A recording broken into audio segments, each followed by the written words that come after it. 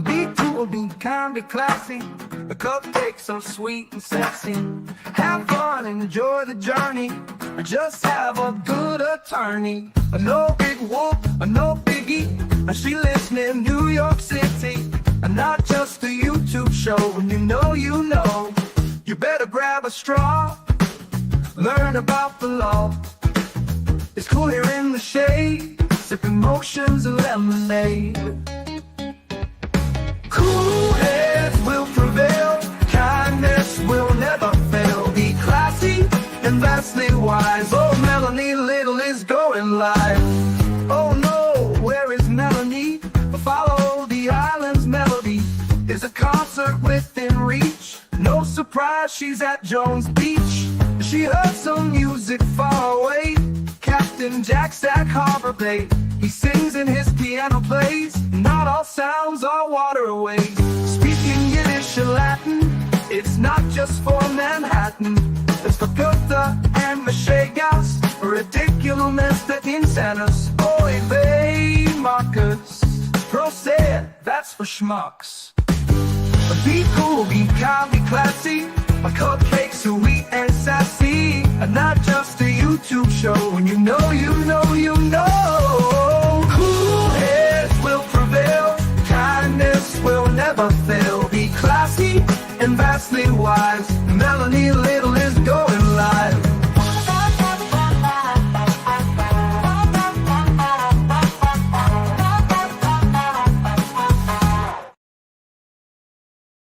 Good morning. Good morning, everyone. Today is Thursday, October 2nd, 2025. Shout out to Richie from Microdots for my hat. I love it. I love it. How's everybody today? What's going on, peeps? What's going on, cupcakes? We have a lot of motions to catch up on before the October 7th hearing, which is next Tuesday, in front of Judge Freniere on Brian Walshe. That's the final pretrial hearing before the trial is slated to start October 20th. And there's some people in the chat today that just couldn't, follow the directions. They just couldn't follow the directions. It's not hard. Don't come into my chat and try and be an agent of chaos or a rage baiter. I'm not going to fall for it, and it's not happening. So many agents of chaos out there on the internet. You know, why? What's the motivation? Trying to divide and conquer? It's wild to me. It's wild to me that there are so many people out there that have so much time on their hands that they have nothing else to talk about. There's so many other cases to talk about, so many things to talk about. Karen Reed is acquitted. And Turtle Boy needs to be acquitted. And I don't know, wiretaps. If that recording between Turtle Boy and Karen is real, and if Aiden recorded it, wouldn't Karen have to press charges against him for wiretapping? And if you think that in this century, Karen Reed is going to cooperate with the Commonwealth, I think you got another thing coming. Anybody see what Chris Albert did? I mean, what Chris Albert was subjected to at the Canton Town Board meeting the other night. I want to talk about wiretapping. How many people were blackmailed by things they may or may not have said outside D&E Pizza on that bench by maybe some people who work in D&E Pizza that might be illegally wiretapping? Think about the motivation behind these people who are all of a sudden, just leaking this information. Think about the people who have doctored, proctored, tullied, and sullied all kinds of evidence. We saw it in the Karen Reed case. We saw it in the trial in real time when an inverted video of the Sally Port was introduced into evidence and the judge didn't have any grave concerns. And then it was just like, oh, no big whoop.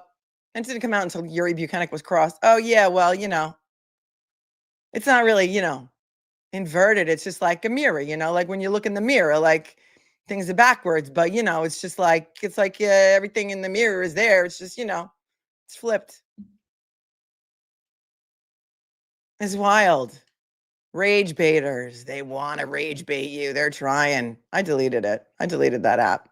And I know a lot of you don't go over there and wait on the cesspool of Twitter. There is one person who's dragging me over there, and maybe we'll talk about that later. Maybe not.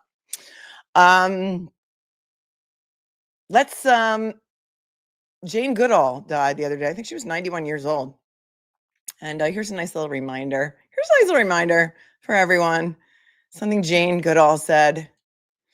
She said, "You cannot get through a single day without having an impact on the world around you. What you do makes a difference, and you have to decide what kind of difference you want to make." Rest in peace, Jane Goodall. Good morning. Good morning. Ain't no time to hate. Barely time to wait. Whoa, oh, what I want to know. Where does the time go? I stand with Olivia and I stand with Nurse Kim. And if I got to make t-shirts, I will. But aside from that, that's going to bed right now. And look, here's Dave Matthews' neighbor. And he says, it starts with raising your children in a respectful manner. You know, it's so interesting that you say that because, as you know, I have 5 children of my own. And they've had to deal with, you know, bullies and all kinds of people in their life, usually, mostly other children.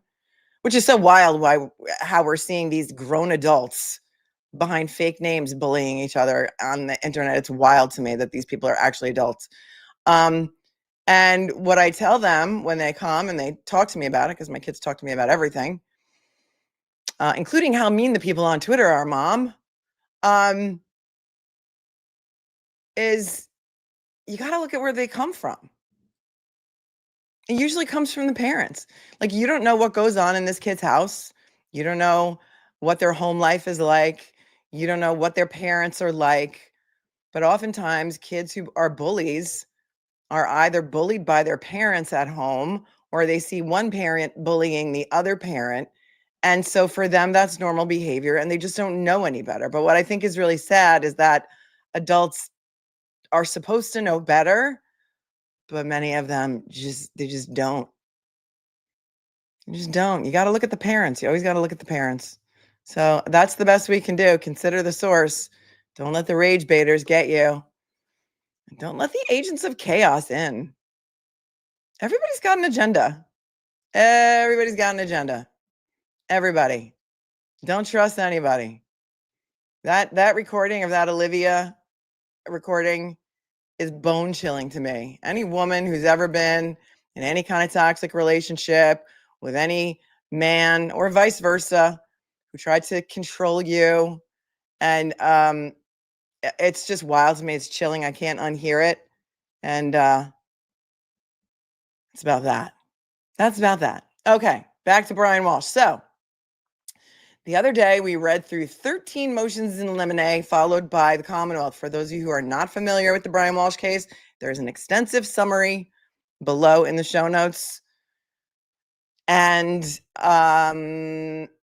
we read through 13 of them. We're up to number 14. For those of you who don't know what a motion in limine is, we call them motions in lemonade because during one trial that we were covering, that's what the closed captions said. And we adopted it.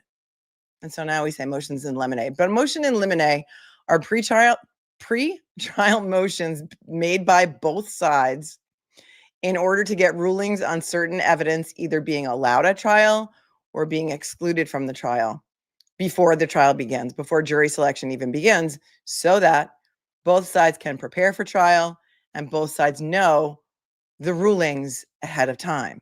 Yeah, thank you, Chrissy Mom. Miles King, his bail was revoked for probation, but I can't find a news story to that anywhere.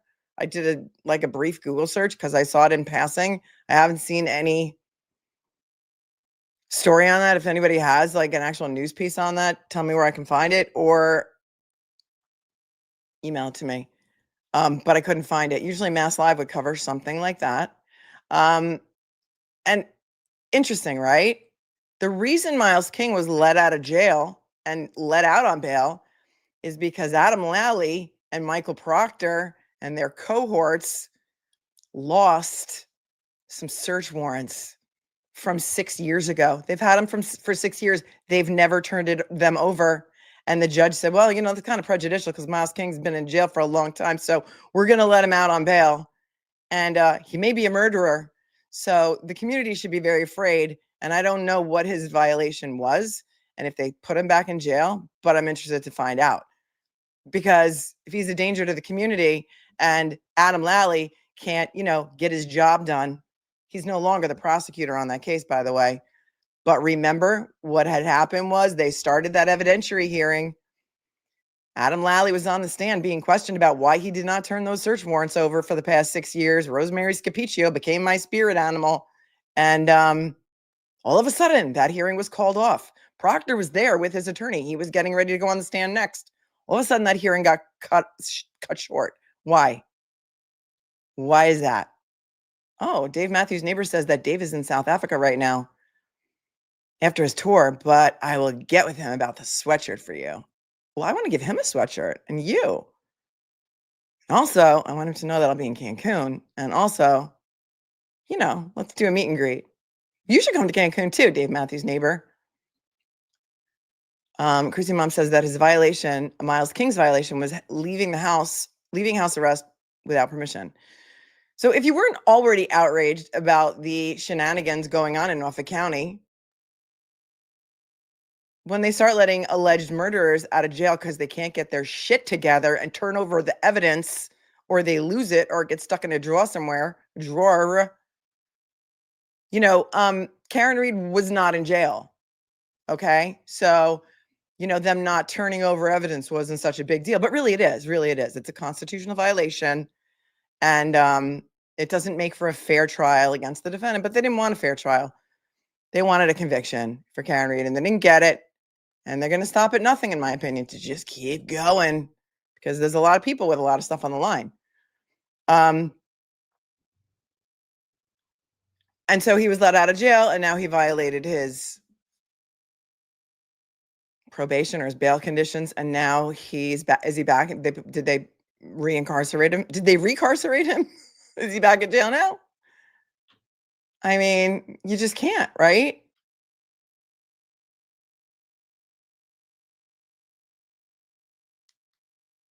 Hang on. All right. So that's what happens. That's what happens. I'm not talking about the drama anymore, unless I choose to bring it up again later. There's been several things posted by LawTube's most hated mod, and I'm not getting into it. I'm not dealing with rage baiters today because I just don't have the patience for it. All right. Well, Kyle Sharkey is here, and he's showing up. He's showing up with the Miles King violation receipt. Here it is. Let's see what he did. Let's see what had happened. Thank you, Kyle.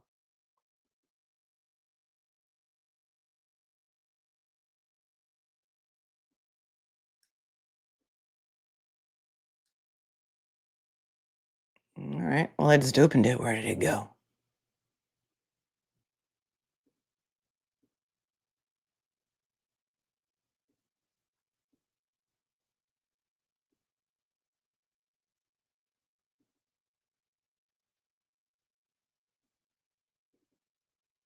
All right, here we go. Let's take a look.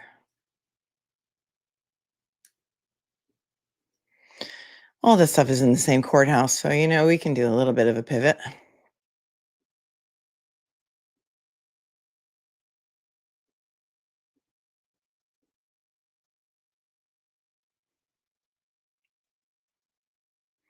Notice a violation of pretrial condition of release. That's Miles King. It is alleged that the above named defendant violated a court order establishing pretrial conditions of release as follows. GPS monitoring with curfew. The date was October 1st, 2025. So that was yesterday. He left home without prior approval from 11:51 a.m. to 1:10 p.m.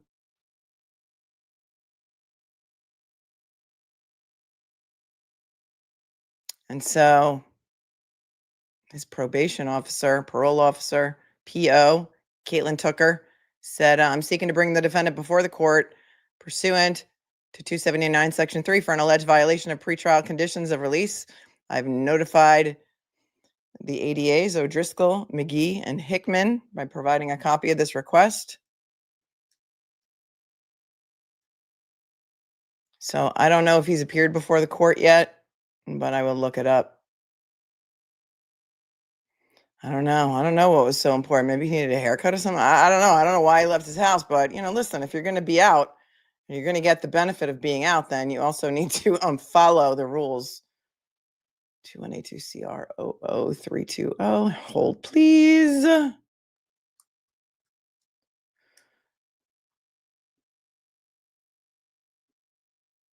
A lot of shenanigans in Norfolk Superior Court. Somebody should go to Norfolk County and test the water because I really think there's something in the water there.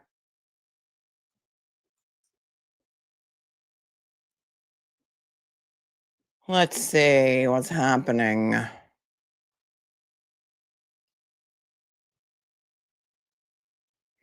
for those of you who are not familiar with Miles King is charged with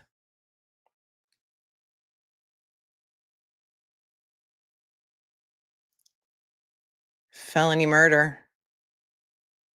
One charge of carrying a firearm without a license, another charge of carrying a loaded firearm without a license, and possessing a large capacity firearm.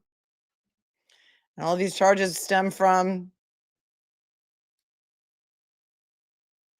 it's 2021 index number. The file date was November of 2021. But I believe the events happened before that because I think it was something like 6 years, right? That they've had those search warrants, that they never turned them over.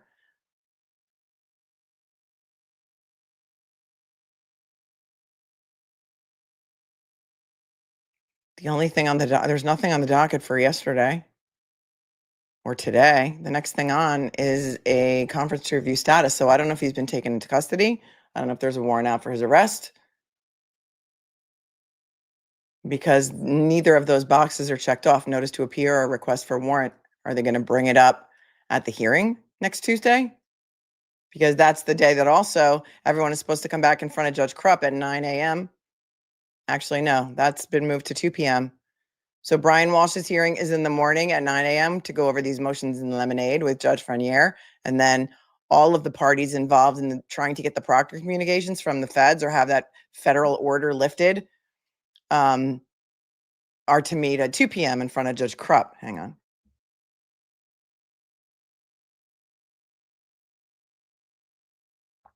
Yeah, Miles King violated his, I just had it up on the screen. If you're late, I'll put it back up. Wait, I just got to redact one thing. Hang tight. Hold, please. Oh, I can't because it's, wait.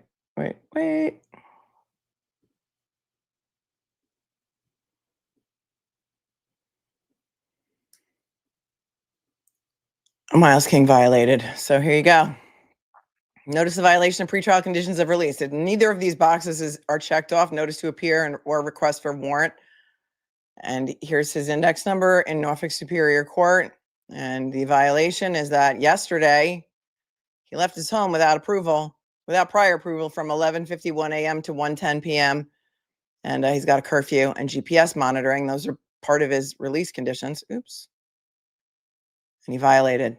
But I don't see anything in the docket. I don't know if they took him into custody. It says, and then none of these boxes are checked off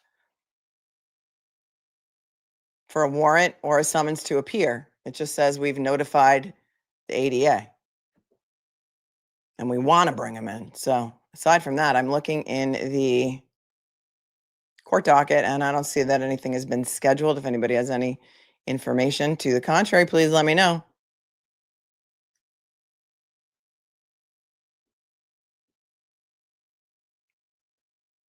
But those are the risks that you run when you don't turn over the discovery timely. And then because of that, bail arguments are made and he's let out.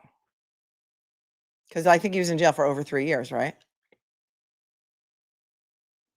So they filed the notice of violation yesterday. It hit the docket, but there's been no entry on the docket to bring him in. So I don't know if he's in custody or not. But maybe somebody with better access to, I don't know, some other system might know more than I do. But as far as that's what we got. That's what we got. Yeah, Yankees versus Red Sox tonight. If you want to argue about something, argue about that. It's another argument I'm not going to get involved in. Okay, so that is the story on Miles King. He was in for over 3 years, I believe. All right, here we go. We are back to Brian Walshe, and we are at the Commonwealth's motion in limine number 14. That's where we left off, so that's where we're picking up. There's a show notes below with an extensive summary, the playlist on Brian Walshe. The last show that we did is in the playlist with the first 13 motions in limine. And what we're doing and learning by going through these motions is learning a lot more facts. You're going to see a lot of facts that we did not know about today. And it's interesting. Like, for example, as a teaser, what they're saying is bone on the hacksaw that was found in the dumpster has never been confirmed as being bone of human or animal. Never been confirmed, apparently. There's no expert that's going to say that. So I think for now, at least, we can forget about the public narrative that's been out there about their bone being on the hacksaw that was found in that dumpster, right? All right. This is a Microdots hat for those of you who are asking. Shout out to Richie. All right, moving on. This is the Commonwealth's motion in limine 14 to allow admission of text message conversations. We also have a number of defense motions in limine to go through. So we got them all. They're going to argue them on Tuesday. Let's go. So the Commonwealth moves in limine for a ruling that the Commonwealth may admit text messages between phone numbers associated with the defendant Brian Walshe and others between December 25th and January 8th of 2023. They argue that text messages sent by the defendant are statements of a party opponent and are admissible. Let's get down to the facts and see which kind of text messages and from whom they would like to have admitted. Text messages the defendant sent and received from family members, friends, the nanny, the victim's employer, the victim's sister, and an upholstery business are relevant evidence of his interactions, his activities, and his state of mind. Called an upholstery business. Footnote 1 says defendant and Ana's friend AK, defendant and T. Marchese from Tishman Spire, defendant and C. Murphy from the upholstery business, defendant and victim's sister, and defendant and RH, the nanny.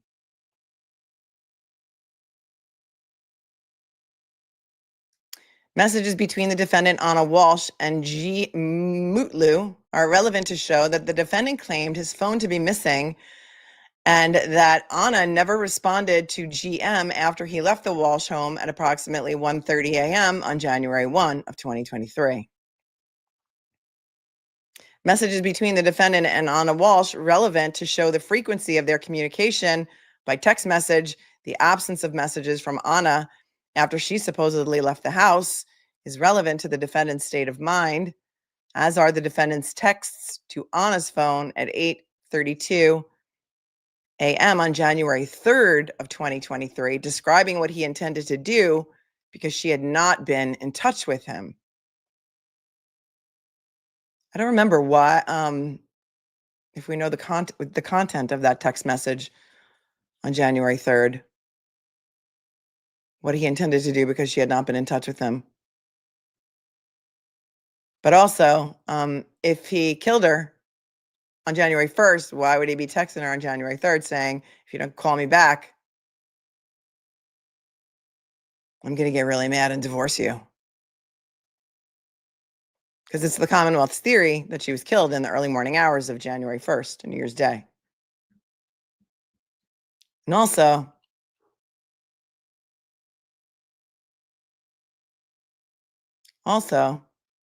people use burner phones, right? We learned about that in the Karen Reed case too. Burner phones, people cracking their SIM cards. Maybe it was another case, but people use burner phones. So messages between Ana Walshe and the guests that they had over, the guy who came over for dinner on New Year's Eve. Whose phone is that from? An extraction from that guy's phone or an extraction from Ana's phone? Because Ana could have texted him from another number. Or she could have just disappeared and never texted him back at all. I don't know. I don't know that that's proof of anything, really, is what I'm trying to say. WF will authenticate. Oh, wait, let's go back.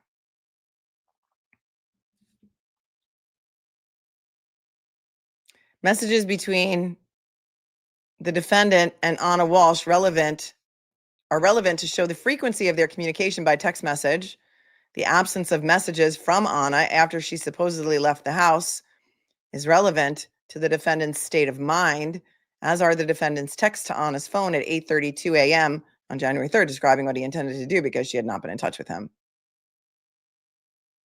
WF will authenticate text messages between himself and Ana Walshe, which are evidence of the state of mind of Ana and of the defendant. Well, WF is the guy she's having an affair with in DC, that she went to Ireland with over Thanksgiving, and that she spent Christmas Eve with, and that she intended to celebrate the New Year with in early January. I mean, text messages between that guy, just think about this, like whether you think this should be allowed into evidence. Text messages between her paramour and Ana, are they evidence of the state of mind of Brian Walshe? I don't know about that. I think that's kind of a stretch. Just because Ana Walshe was telling this guy something doesn't make it true, right? So I don't know about that. I have questions. Right. Mommy Dearest. We know we saw what happened in Donna Adelson, right? I don't know. Curious. The text demonstrate a serious romantic relationship and that Ana was in contact with WF during the New Year's Eve dinner. Oh, so she's like running to the kitchen to text with her lover while she's having dinner on New Year's Eve with her husband and that other guy, Mutlu. That the defendant saw text messages between the lover and Ana is a reasonable inference. Among other things, he told police messages. This is where punctuation is important. This is the sentence. This is the complete sentence by the Commonwealth. That the defendant saw text messages between WF and Ana is reasonably inference. Among other things, he told police messages intended for Ana sometimes appeared on his phone, that Ana put her phone in their bedroom on New Year's Eve because of communication from another friend, and he researched disposing of a SIM card. I mean, he just could have just called Brian Higgins.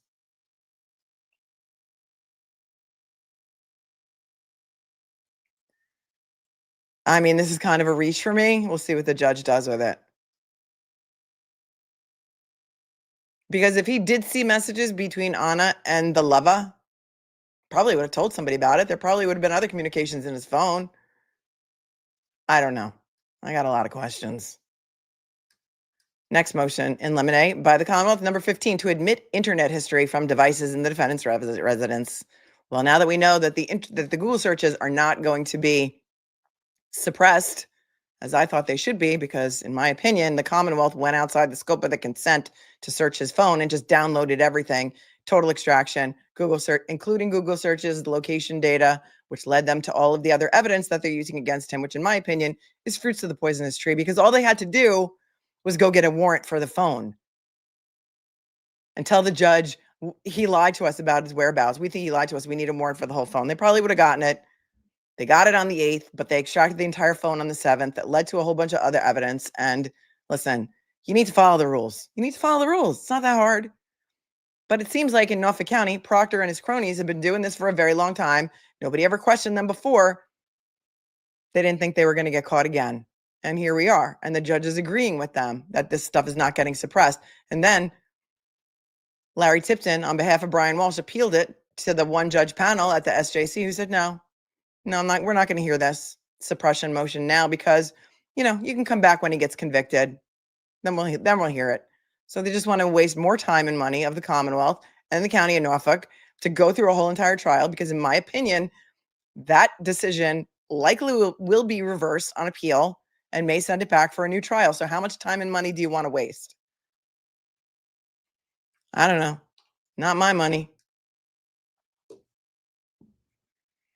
The Commonwealth, so the Commonwealth wants all of the internet history from all of the devices that were inside Brian Walshe's home, whether they were his or not, all of the internet history between Christmas Day of 2022 and January 8th of 2023. And here's what the internet history shows. I'll trigger warn you. Because there's some really gross searches in here. And if he made these searches, he's the dumbest criminal on the face of the planet, or one of them. And footnote 1 says, the Commonwealth intends to introduce binders containing the internet history from December 25th, 2022 through January 8th of 2023 from devices seized from the defendant's home. My argument would be, like, what if the devices weren't his?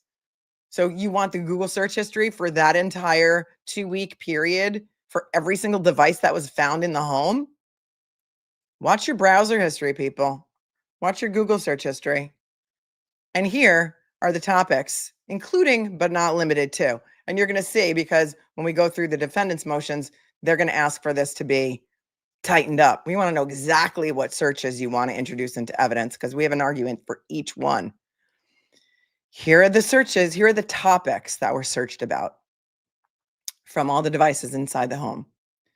Divorce, including jurisdictions perceived to be favorable to men in a divorce proceeding, and divorce laws in Washington, D.C. Okay. If they were married in Massachusetts, that's where they need to get divorced. Why would they get divorced in Washington, D.C.? He's not moving to Washington, D.C. They live in Massachusetts. I mean, he can't leave the state because he's got an ankle monitor on, and the marital residence is in Massachusetts. How is he going to get divorced in D.C.? Okay. Is it possible that she searched that? Yeah, she's the one who had a boyfriend. Hello?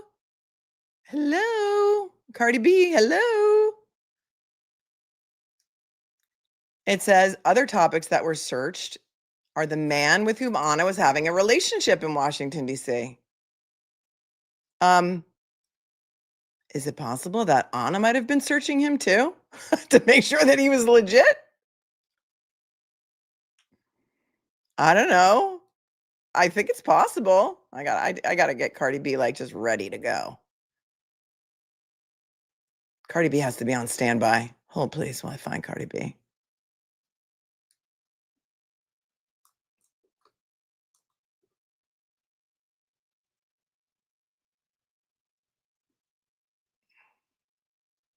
Hello.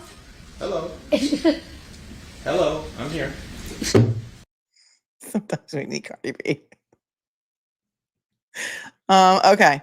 And then they're saying that he allegedly searched pornography, we'll call it pornography, involving a cheating wife. I'm sorry. So now you're saying that he was turned on by the fact that his wife was cheating on him, and that led him to search for pornography about that, and that somehow makes him guilty of murder? Okay. Other topics: disposing of human remains, decomp of a body, embalming a body, how long before a body starts to smell, and the type of person who dismembers a person. What type of person does that?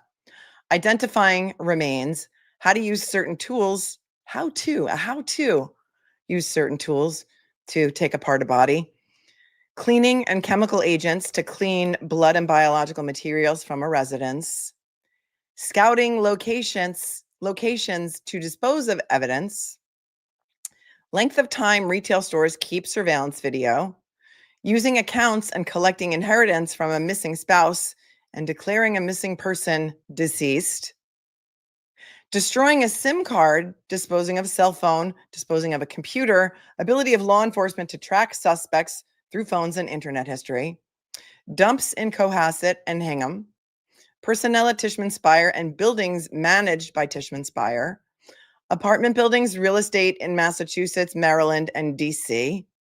Again, he can't leave the state. Why would he be searching real estate in Massachusetts, Maryland, and Washington, D.C.?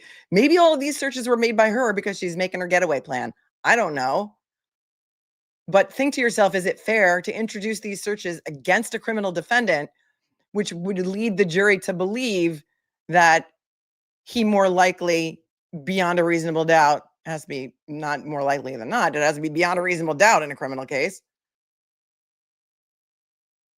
took the life of his wife when her body's never been found. More topics searched. Lowe's, the hardware store, formaldehyde, police use of cadaver dogs in dumps. How long does DNA last? Is it possible to clean DNA off a knife? Can identification be made on partial remains? Then one of the devices, it says, looked at discovermagazine.com/thesciences/want to get away with murder, use a special detergent. How to clean a crime scene, how to use hydrogen peroxide in blood stains concrete. And then also searches, I guess, Ana Walshe dead and Ana Walshe missing. I think it's important to point out that he is on video buying something like 10 kinds of hydrogen peroxide from one of the hardware stores or one of the stores that they got video from. Moving on.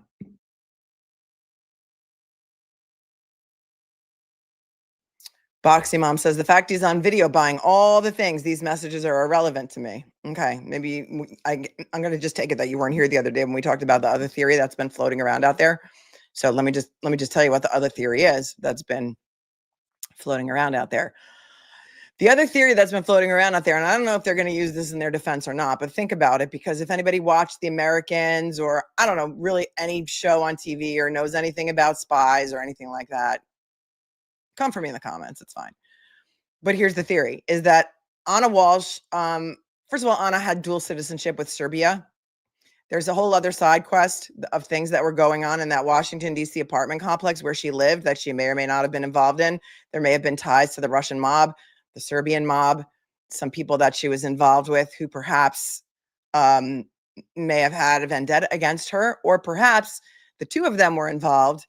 And because Brian Walshe was stupid enough to get in trouble for selling the fake Andy Warhol paintings, they wanted to take Ana and move her to Serbia, and made a deal with Brian Walshe, or do away with her, made a deal with Brian Walshe saying, you're either going to do all of these things that we tell you to do, or we're going to, I don't know, pick something. Take away your kids, your mother, kill her, who knows? So he bought a lot of cleaning supplies and stuff, and that was also pretty stupid. And then he went to all the dumpsters, and there's video of him throwing things into dumpsters. But again, they've never recovered a body. And now we're going to find out from reading the defense motions in Lemonade that what they've been saying is a piece of bone on a hacksaw is not actually a piece of bone. There's been no evidence presented to the defense that it was, right? And so, Gone Girl number 2, is it possible? She could have been involved with some very bad people. I don't know if she's dead or not dead, but I know that she went to Ireland with her boyfriend for Thanksgiving. People are like, oh, she would never leave her kids. It's been done. I don't know. I'm just saying. So why was he buying all of that? Because they told him, I'm saying, this is what the theory is. That's not my theory. Here's what you're going to do. Here's the list of things that you're going to do. And 5 years from now, we're going to have a video surface of her in Serbia alive, and you'll get out of jail then. But for now, you're going to have to do what we tell you. And also, let's just say, hang on.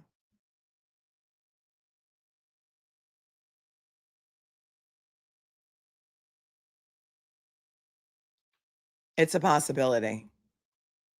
Is it a possibility? I don't know. Could she still be alive somewhere? She could be.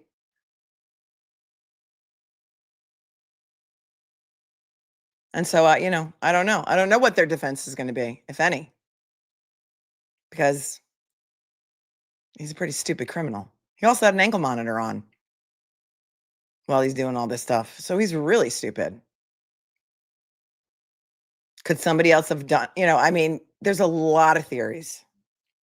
There's a lot of things. I don't know who put it out, but I know that I've heard from somebody who knows a lot more than I do about this case that, I don't know, maybe a submarine came and took her away and she's alive somewhere. I don't know.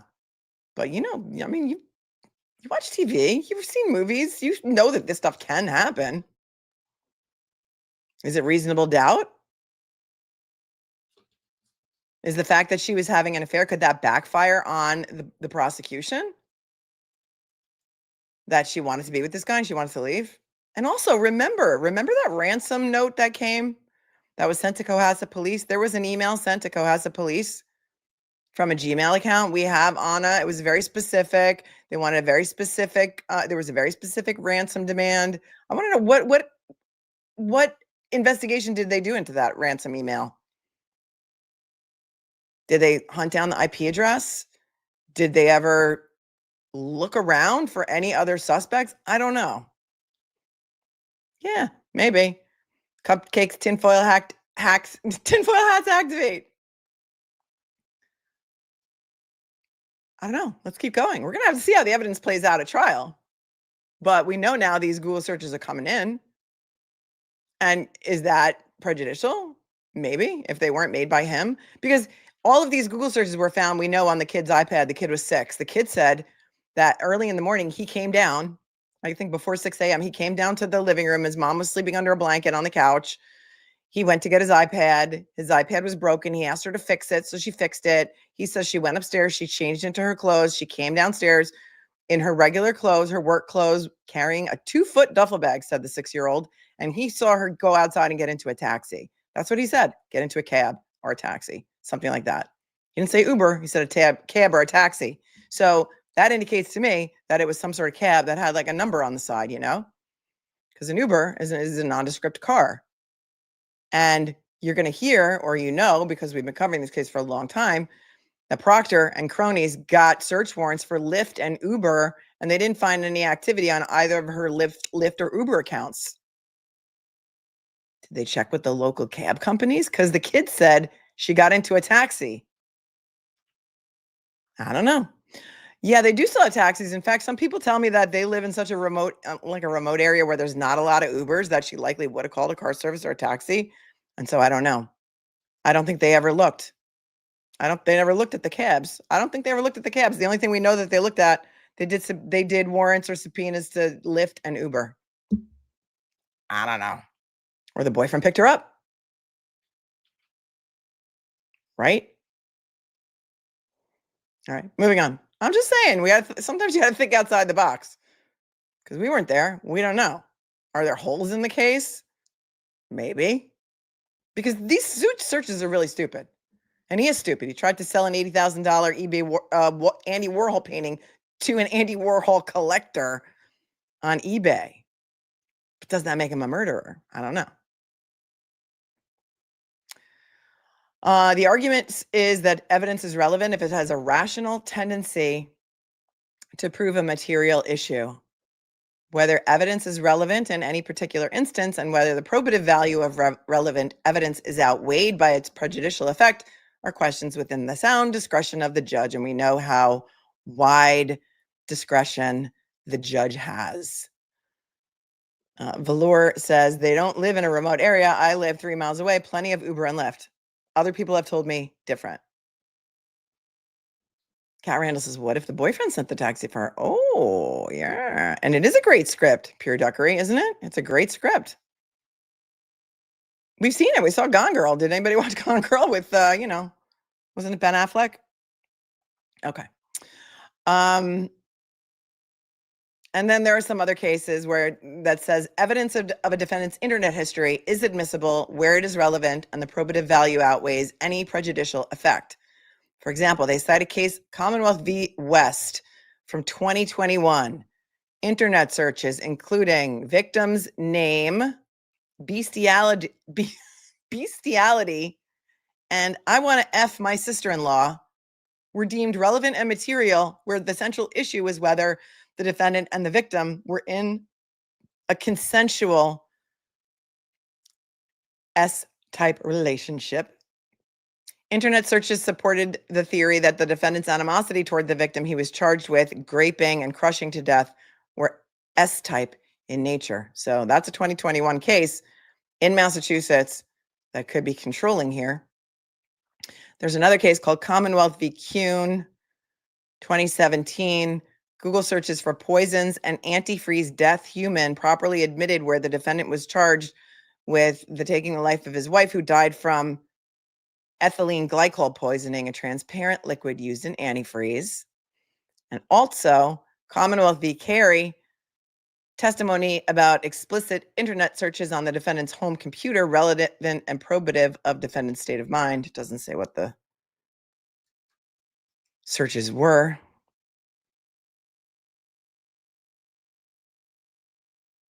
Another case that says, in prosecution for open and gross lewdness, evidence of internet searches for young girl porn were probative of defendant's intent and lack of mistake in exposing himself to a young girl. And other such cases such as like that, where people searched for all kinds of gross things, including grape and corn. Two of the words that YouTube doesn't like, just two.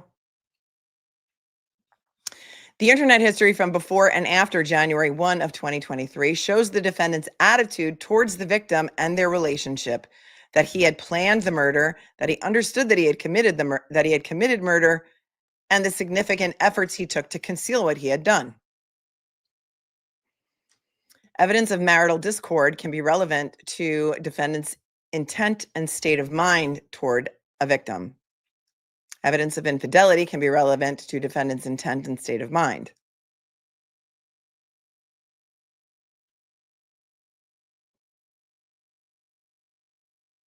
Although there's a 2023 case out of Massachusetts, Commonwealth v. Walshe, that says, going forward, the Supreme Judicial Court no longer will recognize that an oral discovery of infidelity satisfies the objective element of something that would provoke a reasonable person to kill his or her spouse.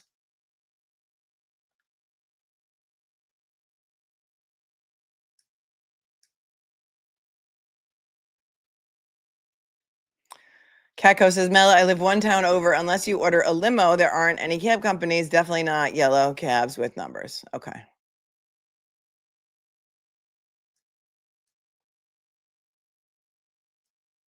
Here, I'm just wondering why a 6-year-old would use the term taxi or cab. Because that was remember he was interviewed by Bukhenik, and those are the words. And the child even said that she was carrying a 2-foot duffel bag, which was very odd too. Very odd.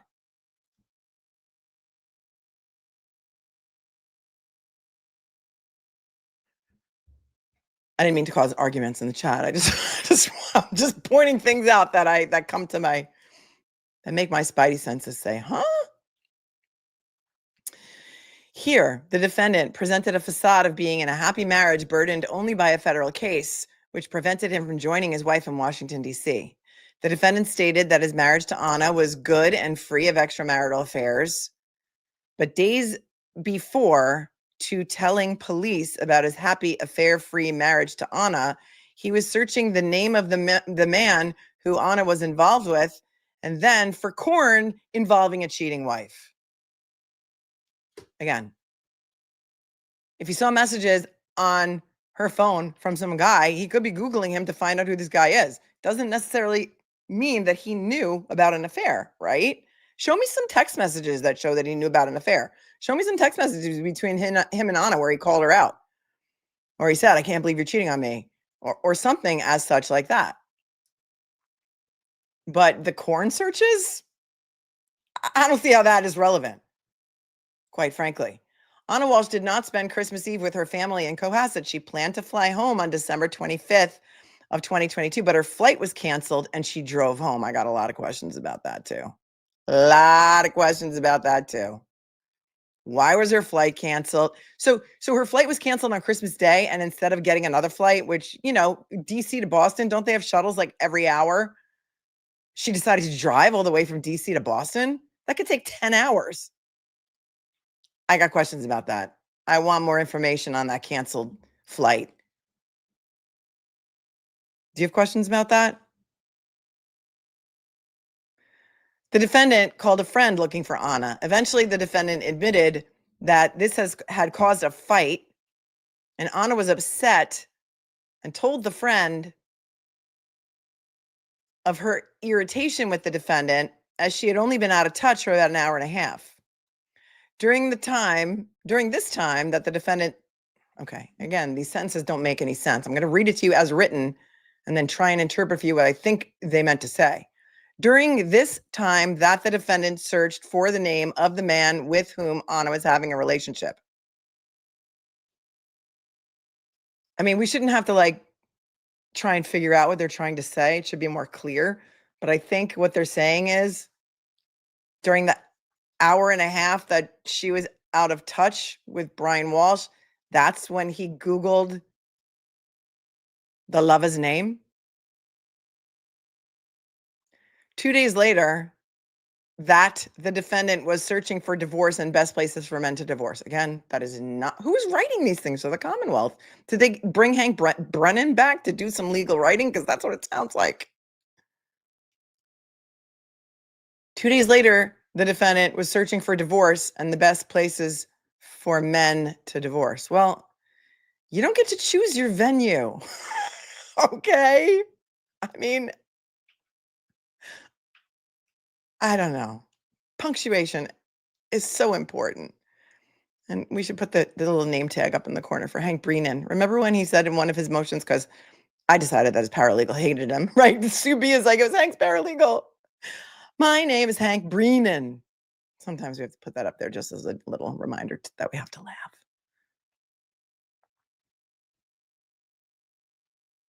Okay. The lover.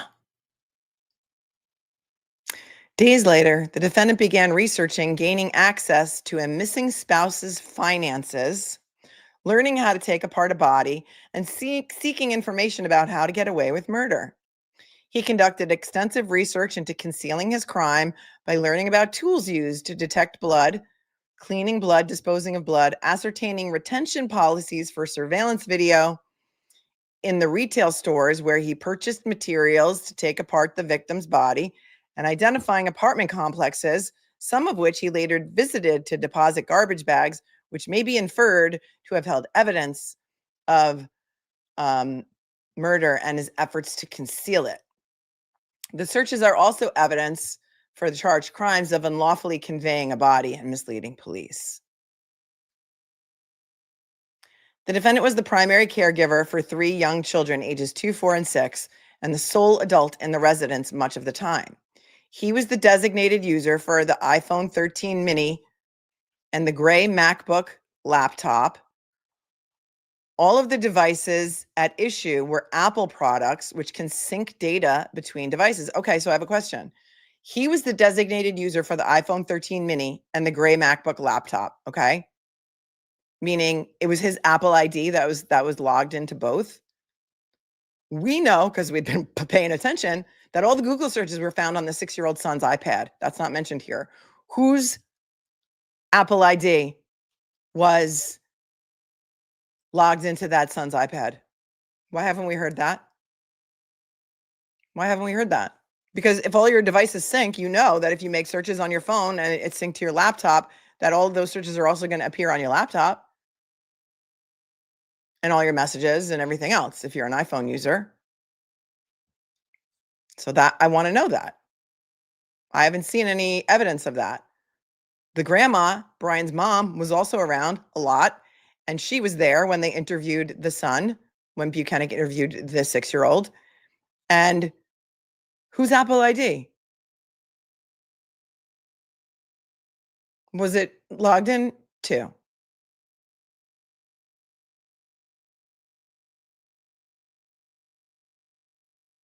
I have questions. All of the devices at issue were Apple products, which can sync data between devices. The internet history is admissible, among other reasons, because it is direct evidence of misleading police and unlawful conveyance of a body, shows concealment of the murder, shows the defendant's state of mind, as well as motive and intent for murder and the other offenses, and the absence of accident or mistake. But it doesn't show the defendant's state of mind if he's not the one who made those searches. They also had a nanny who was around a lot. He also said something about using the iPad for the child to put on, like, the kid liked to watch horror movies or something. Am I conflating my cases? Tell me that. Scary movies. He would put scary movies on for the kid or something.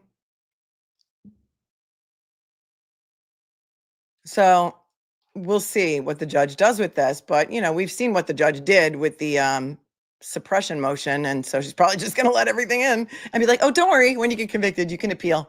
You can appeal."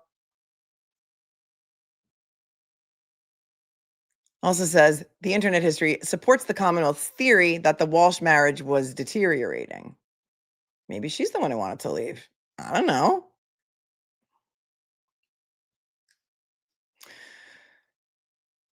Motion in limine by the Commonwealth number 16 to introduce that Axios investigations hired by the defendant's mother on December 28th of 2022 to conduct surveillance of Ana Walshe. Well, this is interesting because it seems that Mrs. Walshe hired a PI firm named Axios. Let's see why.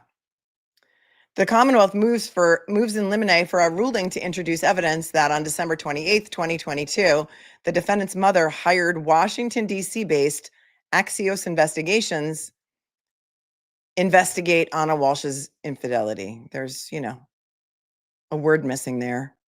Should probably say to investigate Ana Walshe's infidelity. I don't know why these grammatical errors just really, really upset me. They really upset me. It's like my pet peeve. Thank you, Joe, for your compliment. I appreciate you. It's the microdots hat. As grounds, evidence that the defendant's mother hired an investigator 3 days before Ana was last seen alive is inextricably intertwined with crimes for which the defendant is on trial, is relevant to the investigation into the disappearance of Ana Walshe and whether she voluntarily absconded, and is evidence of the defendant's state of mind. Okay. There's so many problems with that sentence that I don't know where to begin. Evidence of Brian's mother hiring a PI is evidence of Brian Walsh's state of mind. Okay. If you believe the the Dan Markel, the murder of Dan Markel, if you believe that Wendy Adelson was not involved and only Charlie and the mom were involved in hiring a hitman or hitmen or hit people to kill Dan Markel, how could we find it so hard to believe that Brian Walshe might not have known what his mother was doing? Right? Maybe she's a Badinsky type of mother too, who's very involved in her children's lives, and maybe she hired a hitman. I don't know. I'm just saying.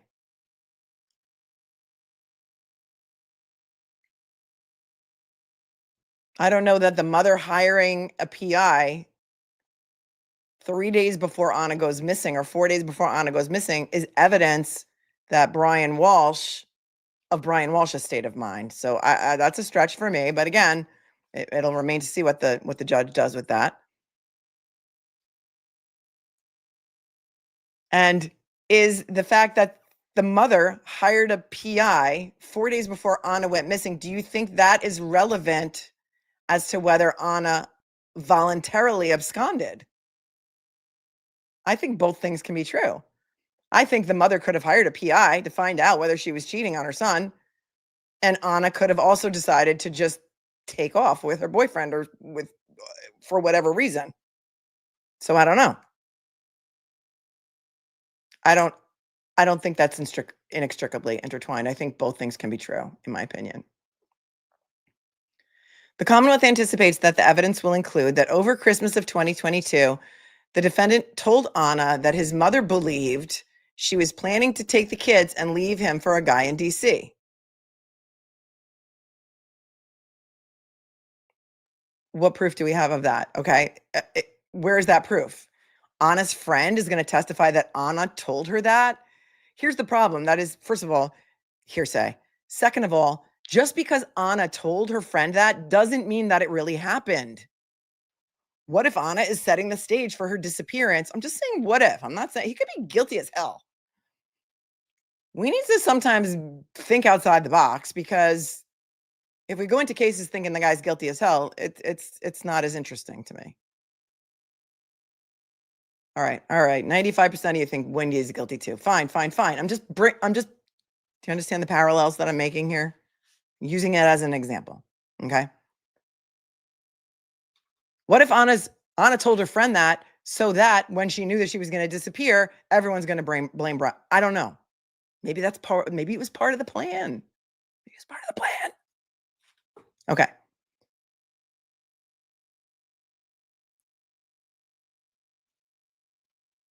And then footnote number 1 says the Commonwealth has moved in Limine to introduce statements that Ana made to her close friend, AK, on December 29th as evidence of Ana's state of mind. Right. Or Ana could have been lying. And I guess Larry Tipton's really good at cross. He can get that out on cross. But if you were going to disappear and you just wanted to disappear without trace, would you have to set the stage for it? Would you have to plan it out? Tell people certain things, leave like certain breadcrumbs around? I don't know, maybe.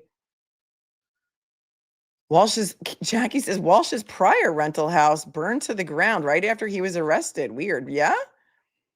That's crazy because his mother was the one on the lease for this house on Chief Justice Cushing Highway.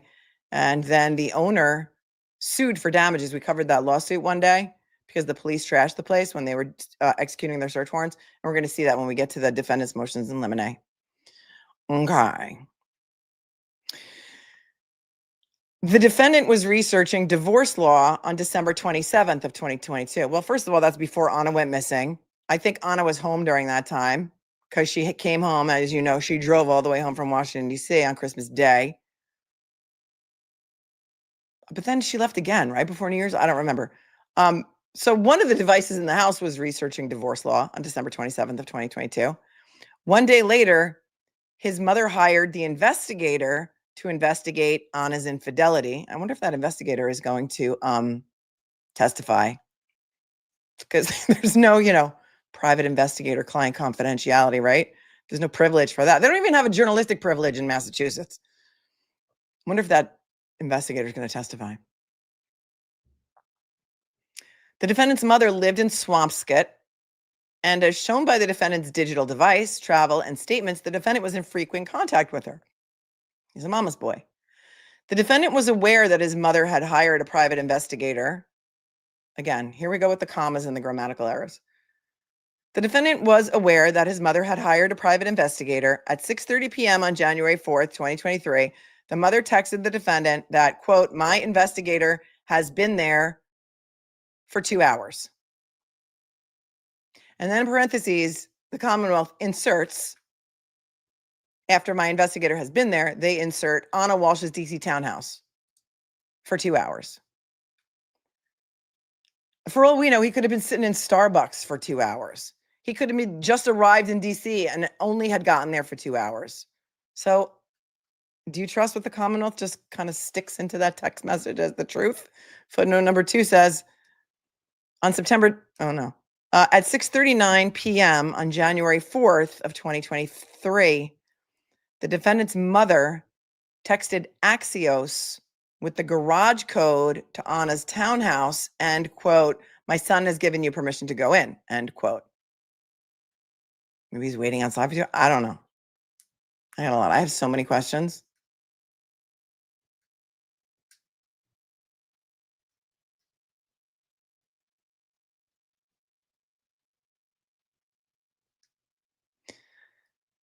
In a January 5th of 2023 text message to Ana's employer, the defendant wrote, quote, the private investigators wanted to know if Ana had any vacation days this week,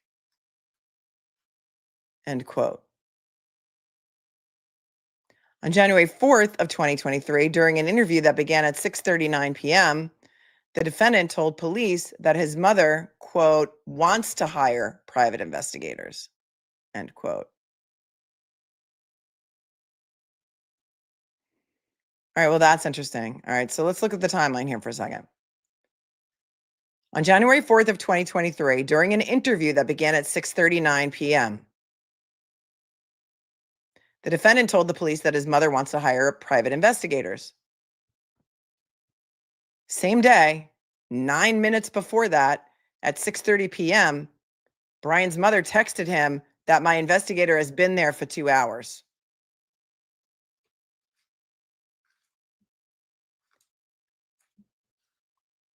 It's just interesting timing. On January 5th of 2023, the defendant told police that his mother had an investigative team in DC that did not believe that Ana went back to DC. And then the next paragraph says that the defendant's mother hired the investigation firm 1 day after the defendant was researching divorce and 3 days after he was researching the name of the man with whom Ana was having a relationship is properly admitted. XOXO, Greg Connor. Do you think maybe they hired Hank's paralegal after they let him go or after he fled the coop? Do you think they hired her to do their legal writing?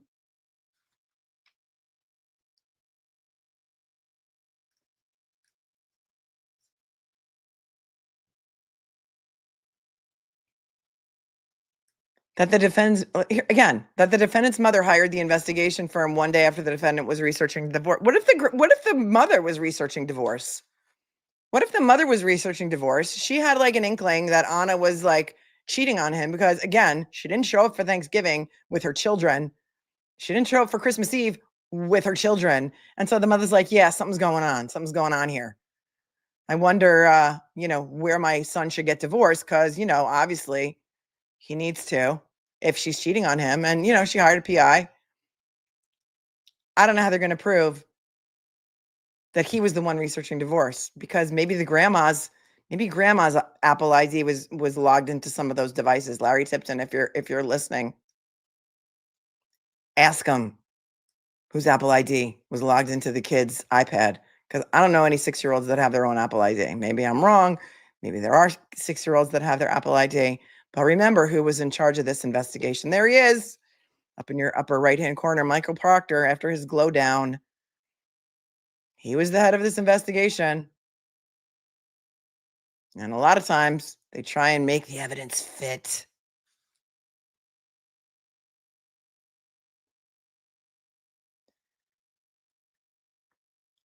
Here is a motion in limine number 17. The Commonwealth would like to introduce a blank calendar showing the last 2 weeks of December 2022 and the first 2 weeks of January of 2023. So the Commonwealth is moving to introduce a blank calendar showing the date and the day of the week of December 25th, 2022 through the week of January 8th of 2023. As grounds, the dates and days of the week on which a specific date fell will be referenced during witness testimony and recorded interviews reference days of the week. The calendar will help witnesses, counsel, and the jury follow the timeline as the anticipated testimony will involve references to dates, days, and the Christmas and New Year holidays in 2022 and 2023.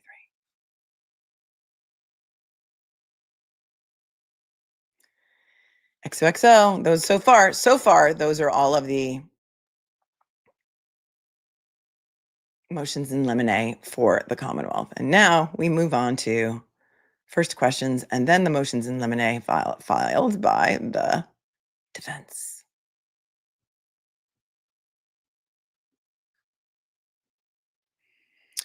Lots of new members this morning. Welcome to Mimi K and Flummoxed with Everything Massachusetts, Forever Jaded. Oh, I like your profile pic. Dave Matthews' neighbor became a new member. Welcome, Dave Matthews' neighbor. And Chrisio became a new member. Tail Like Confetti Fairy, also a great username, says children can have an Apple ID under their parents' account. My kids do, and I have parental controls set up and pay for family iTunes, but we all have our own accounts, if that makes sense. Yes. So if the kid did have an Apple ID, under which parent was it listed?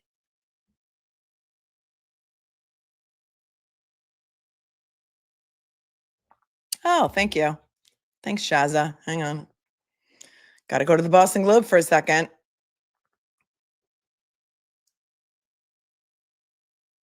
because it directly ties into this case.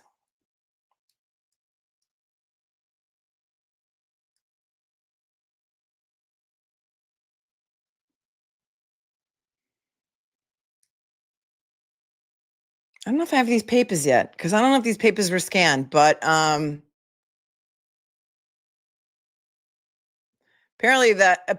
Brian Walshe is seeking a change of venue. I don't know, did that hit the docket yet? But Boston Globe has it. Okay, and look at this, because this is, thank you to LA Confetti Fairy, and thank you to whoever just told me that Bettero tweeted this Boston Globe article, because then I was able to go find the Boston Globe article, and here we go.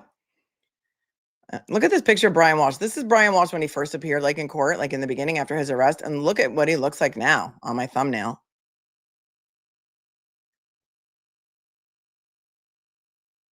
The Boston Globe says, Cohasset man charged with killing and dismembering his wife seeks change of venue for his murder trial.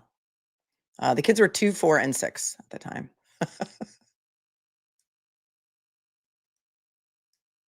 Lawyers for Brian Walshe, the Cohasset man charged with killing and dismembering his wife in their home in 2023, are seeking a change of venue for his upcoming murder trial, currently scheduled to begin this month in Norfolk Superior Court. Walsh's attorneys filed a motion Wednesday, that would have been yesterday, to move the highly anticipated trial outside of Norfolk County, or in the alternative, seat jurors from outside the county. Well, we know Judge Cannone did that, right? In the Emmanuel Lopez case, Emmanuel Lopez in the murder of police officer Michael Chesna, she bust a jury in from, remind me, chat, Bristol County every day to Norfolk. Trial is scheduled to begin October 20th, records show. The defense said that Walshe, 50, cannot obtain a fair and impartial trial in Norfolk County, citing voluminous pretrial publicity. The facts and circumstances of this case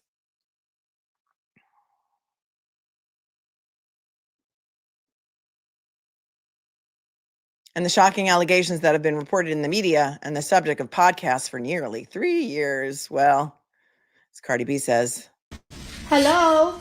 Hello. Hello, I'm here.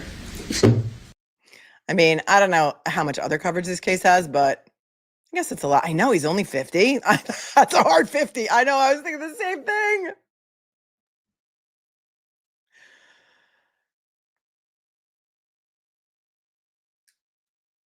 The lawyers also said that Walshe was recently violently attacked and stabbed in the Dedham jail, where he's being held without bail. That did actually happen, but he was treated and released, and it was kind of like a dull, like handmade like shank.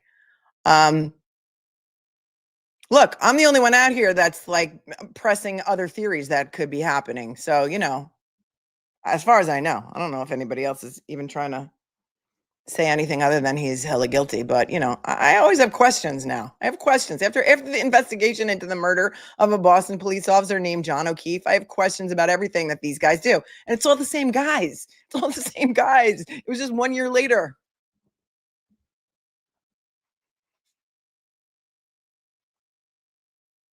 There is no reason for the vicious attack, the lawyers said. It may very well be the product of the depiction of the defendant portrayed in the media. Or maybe the Serbian mob got to somebody in jail to get to him. I don't know. Isn't that possible too? Although they probably would have gotten the job done, in my opinion. The defense said failure to grant the motion would violate Walsh's right to a fair trial. Whether accurate or not, the violent and shocking allegations in this case and the way they have been constantly reported since January of 2023 does not mean that the defendant does not suffer significant prejudice, Walsh's lawyers wrote in a related affidavit. Walsh has pleaded not guilty to charges of murder, unlawfully disinterring a body, and lying to investigators in the January 1, 2023 slaying of Ana Walshe, 39. Rest in peace, Ana Walshe. Will she get justice? I don't know. Prosecutors allege that Walshe strangled his wife in the pre-dawn hours of New Year's Day and then made a number of chilling Google searches on his son's tablet, including, you know what they are: how to embalm a body, 10 ways to dispose of a body if you really need to, how to stop it from decomposing, and how long before it starts to smell. They were made between 4:55 a.m. and 5:47 a.m. on New Year's Day, prosecutors said. Authorities allege that Walsh also dropped his wife's remains in dumpsters in Swampscott and elsewhere. Oh, well, it's important to point out, too, that the 6-year-old son said that she left after 6 a.m. So Ana was still home, if you believe the son's story, during that time. And so she could have made the searches before she left as part of the plan. I don't know. I'm just spitballing out here. But apparently, Mac Betterow says that they may be better off in Norfolk County because everyone who lives in Norfolk County knows about the police corruption. Betterow says that this is a surprising move. The evidence against him appears overwhelming wherever the case is held. In that light, his 1 in a million shot is probably better off in Norfolk County, where every juror will be familiar with the scandals surrounding the DA and the MSP. That is a great point. What do you guys think? I mean, I know there's a lot of you who live in Norfolk County. And so, do you think the defendant would be better served in Norfolk County? First of all, I don't think the judge is going to grant it anyway. So I think it's probably going to stay in Norfolk, but let me know what you think.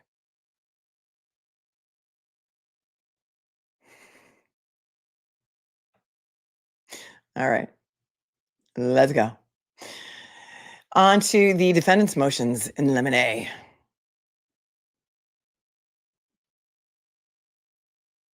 Well, now that we've read the Globe article, we don't have to go over the actual papers for the change of venue motion. So that cuts our work down a little bit.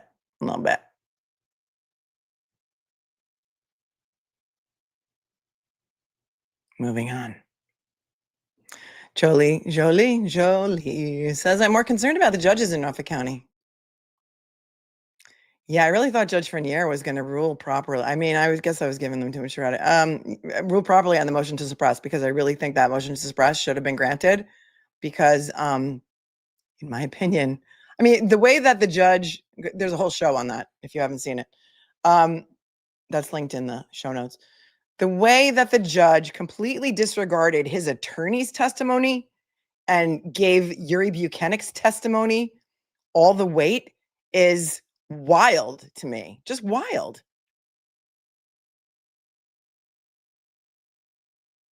Oh, Bayou Babe, I don't know. She says, didn't the boyfriend do an interview somewhere? I thought I saw one. I don't know. I didn't see it. The boyfriend is going to testify at trial. He's going to be called as a witness. They've said he's going to testify. So it's interesting. All right. So motion in limine number 1 for the defense, Brian Walshe, is a motion regarding the sequestration of witnesses. And so they want all of the witnesses to not be allowed inside the courtroom before they testify. I guess just before they testify.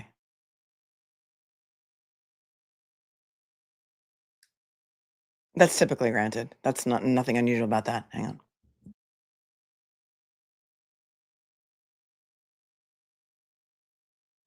Because if you're going to testify in a trial, you shouldn't be allowed to sit in there and hear what other witnesses testify, because that could influence your testimony, right?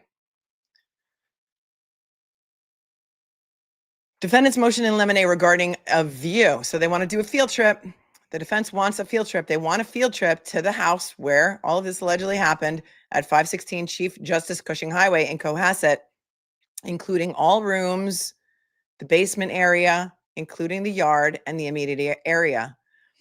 The defendant asserts that a view is necessary to permit the jurors to assess the facts as alleged by the Commonwealth, including the testimony of law enforcement and criminalists who searched the premises over a period of multiple days. Remember, too, that when they first came to interview Brian Walshe, I think it was one of the first days, they said, can we look around the house? And he said, yeah, go ahead. And they did. And they also said, can we look inside your car? And he said, yeah, and they did. And they pointed out that they saw a receipt for Lowe's in the cup holder. Okay, he said you could search the car. You found a receipt for Lowe's in the cup holder. Did you take a picture of it? What did it say on the receipt? What did he buy? Hello? Because if it said he was out buying mops and hydrogen peroxide and all that other stuff, don't you think they would have taken a picture of it? Hello? I mean, don't you think they would have taken a picture of it? Crazy. This is complicated though, because it was a rental house. It is likely rented to someone else. There's someone else living in it now, and they want to actually go inside the house. And it may not be in the same condition that it was in 2023. Are the tenants or whoever lives there now going to cooperate and allow them to come inside the house?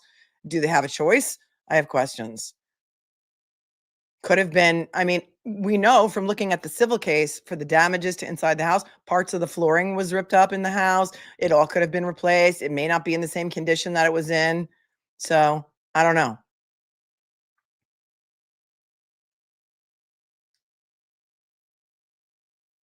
And so they're asking for that. And typically we've seen that in Karen Reed's case. They went during both trials to 34 Fairview to see the lawn. They didn't go inside the house though. And neither did the police. But I'm bummed. Don't worry, kids. I'm here all week. But they did go and look at the lawn outside 34 Fairview. And they also looked at Karen's car and inside Karen's car. And it is not uncommon. Also in the Joshua Hubert trial that happened recently, the man who was convicted of kidnapping and assaulting the young girl, the 7-year-old that he threw off the bridge in Worcester, they went to the bridge. They took the jury on a bus to the bridge. They went on a field trip. So we'll see what happens. I don't know if they're going to be able to go inside the house, but we'll see what happens. Moving on.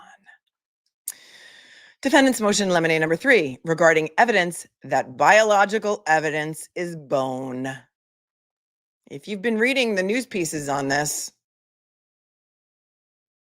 there's been a public narrative out there that there was bone found on the hacksaw that they found in one of the dumpsters, that the reason they got to the dumpster is because they illegally, in my opinion, downloaded the location data from his phone, got the location data, followed it around, looked in the dumpsters, and lo and behold, they found a hacksaw.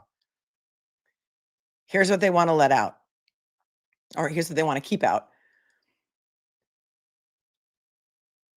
They want to exclude any opinion evidence of that biological evidence of, quote, bone was in fact bone or human bone. Again, is it Hank's paralegal or is it just me? Am I being too picky that this should be a sentence that I could understand?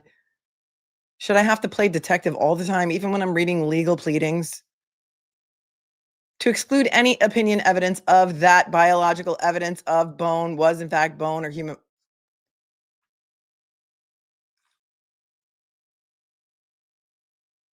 Discovery provided includes multiple references by witnesses that a physical object, as well as fragments, were purported located in the search of items found in a black plastic bag found in a dumpster, and the object and fragments have been characterized as bone without an opinion that it is in fact bone. These characterizations are a conclusion based on speculation and without any opinion evidence produced thus far that whatever was found is in fact bone or human bone. No forensic testing, including DNA testing, confirmed the object was bone, much less of human origin. Bad to the bone. Bad to the bone, says David Reese. I'm going to say this again. No forensic testing, including DNA testing, confirmed the object was bone, much less of a human origin.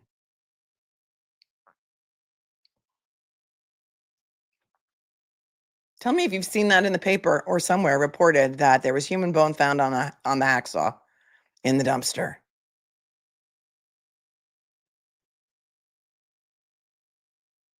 Well, now we're finding out they don't have what the Commonwealth does not have an expert that's going to say that. Moving on. Yes, Cannone was actually assigned to this case before it was reassigned specially to Judge Freniere. I don't think she allowed it in because this is now what's being argued. So nothing's been allowed in because the trial hasn't started yet. But how did the news find out about it? Because it was reported. I'm pretty sure it was reported in the news, kind of like the ring footage they had of, the ring video that they had of Karen hitting John with her car. Thank you, Cat's Meow 420, for being here for over a year, because I can tell by the red velvet cupcake next to your name. Public narrative. Yeah. Oh, crazy. Oh, yeah, but this is normal in Norfolk County, says pure duckery. Yeah.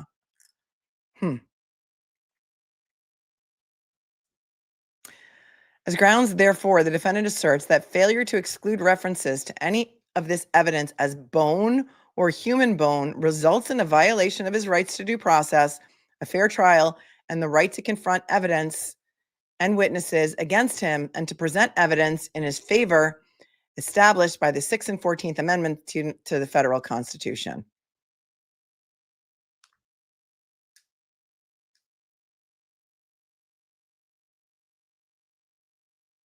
So the Commonwealth apparently has no expert to say that whatever they found on the hacksaw was bone or human bone. No, Marcy did not do a hostage video with regard to this case yet. Yet.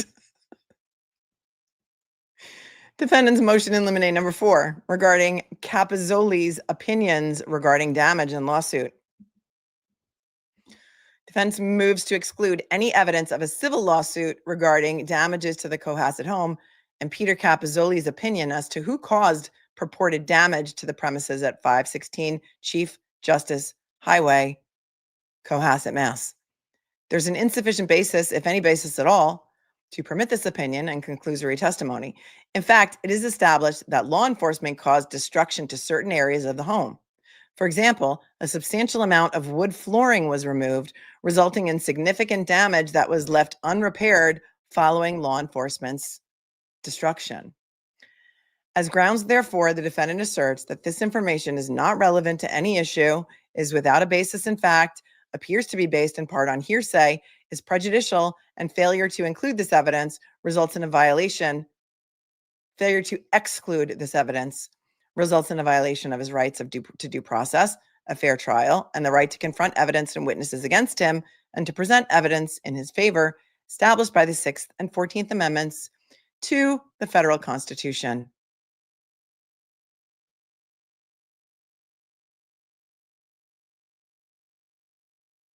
And so we will see what the judge does with that. But apparently seems that I don't think we've seen witness lists yet, but it seems that the Commonwealth is probably going to want to call the landlord, this guy, Peter Capozzoli,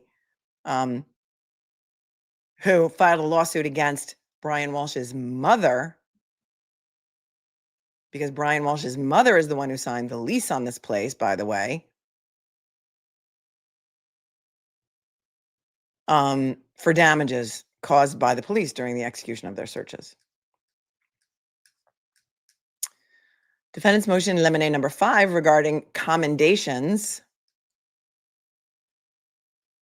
Defendant moves to exclude any evidence of commendations, awards, or other similar credentials of any law enforcement personnel or laboratory personnel called to testify in this matter. As grounds, defendant states through counsel that evidence of commendations and awards is not relevant to any issue, is improperly admitted under the guise of qualifications, but is in reality only good character evidence or evidence intending to bolster the credibility of the witness, is prejudicial and should be excluded. Well, I don't know if they have to worry about that here but the Commonwealth has moved in limine. I think we did this in the first show on the motions the other day. The Commonwealth is moving to exclude any evidence of internal affairs investigations of, Proctor and others involved here, Tully Fanning, and any, mention that Proctor was dishonorably discharged. So this is interesting that they're moving to exclude commendation evidence, because I don't know if any of these guys won any awards for anything, but maybe they did. What's more, many of the state troopers involved in this matter, based on public record, have been found to have violated state police policy and procedure in the performance of their duties. Accordingly, such evidence is not relevant, misleading, bolsters a witness to the prejudice of the defendant, and admission of such testimony would violate the defendant's rights to present a defense, a fair trial, to due process, and his right of confrontation as guaranteed by the 5th, 6th, and 14th Amendments to the federal Constitution, as well as Article 12 of the Declaration of Rights and the common law. Interesting. Oh, T said, what's the name of the prayer that you said the other day? It wasn't a prayer, it's a poem. It's called Desiderata, and it was written in 1927 by American poet Max Ehrmann. Desiderata, if that's what you're referring to. Go placidly amid the noise and haste, and remember what peace there may be in silence. That one. Okay, here's the interesting one. Defendant's motion in limine number 6. Time to pay attention. Let your mind stop wandering and come on back.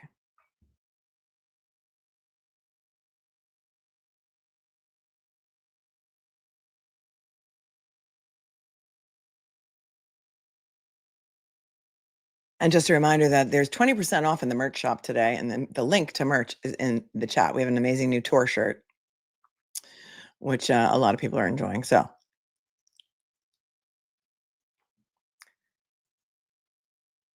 counsel for the defendant, Brian Walshe, moves to exclude any opinion or conclusory testimony that the defendant was aware of an extramarital affair between Ana Walshe and William Fastow, F-A-S-T-O-W. His name is out there now. It's in a public court filing. Oops, sorry, I didn't know. They've called him WF in every other pleading the Commonwealth has, but there's his name. Prior to January 1st of 2023. No witness has stated or testified that the defendant was aware of this fact. The Commonwealth has repeatedly asserted this as fact without establishing the fact or producing any direct evidence of the defendant's knowledge. Okay, well, that answers my question. There is no forensic evidence. There's no emails. There's no voicemails. There's no text messages to anybody in which Brian Walshe says, I know my wife is having an affair with this guy, William Fastow. The Commonwealth relies on its assertion to bolster its so-called motive evidence. As grounds, therefore, the defendant asserts that failure to exclude any such conclusory or speculative evidence results in a violation of his rights to due process, a fair trial, and the right to confront evidence and witnesses against him, and to present evidence in his favor established by the 6th and 14th Amendments, Massachusetts, and common law. So that's interesting. They don't have any, they got nothing. They got nothing. They got nothing.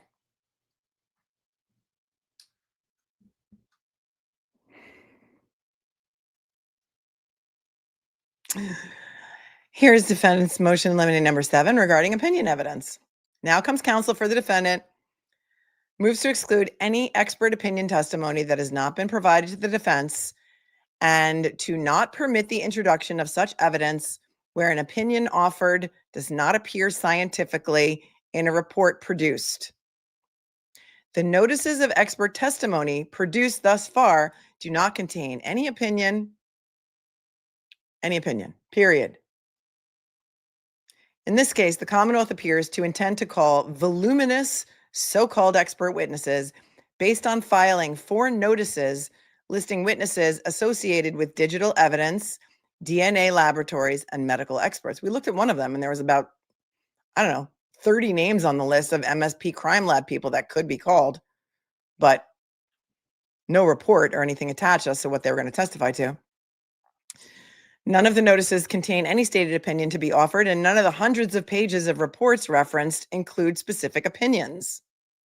2 medical experts listed have never testified at any prior hearing and have never written a report. The Commonwealth purports to rely on a few pages of handwritten notes of these 2 witnesses to satisfy its obligation to produce expert opinion evidence. None of the notes contain any specific reference to an opinion as opposed to the witness's observations and speculation in characterizing physical evidence. As grounds, therefore, the defendant asserts that failure to exclude such undisclosed opinion evidence results in a violation of his rights to due process, a fair trial, and the right to confront evidence and witnesses against him and to present evidence in his favor established by, the Constitution, the Massachusetts Constitution, etc. And so, just another example of the Commonwealth and the Norfolk County DA's office of not turning over properly produced expert witness information to the defense. And again, today we are at October 2nd. The final pretrial hearing is 5 days from now. And the Commonwealth is still not telling the defendant what their experts are going to testify about.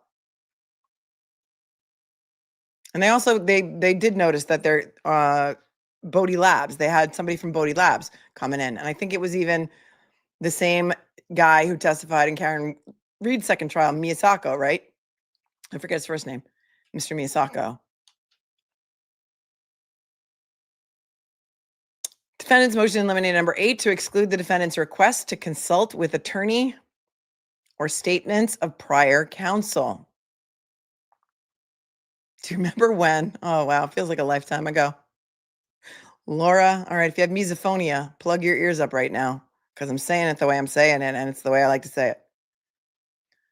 I think it was Laura McLaughlin argued, or maybe it was Lally, one of them, that they should be allowed to introduce the fact that Karen Reed wanted to call her attorney as evidence of consciousness of guilt. Remember that? They made that argument in good faith. I remember it. Maybe I dreamed it, but I think it really happened.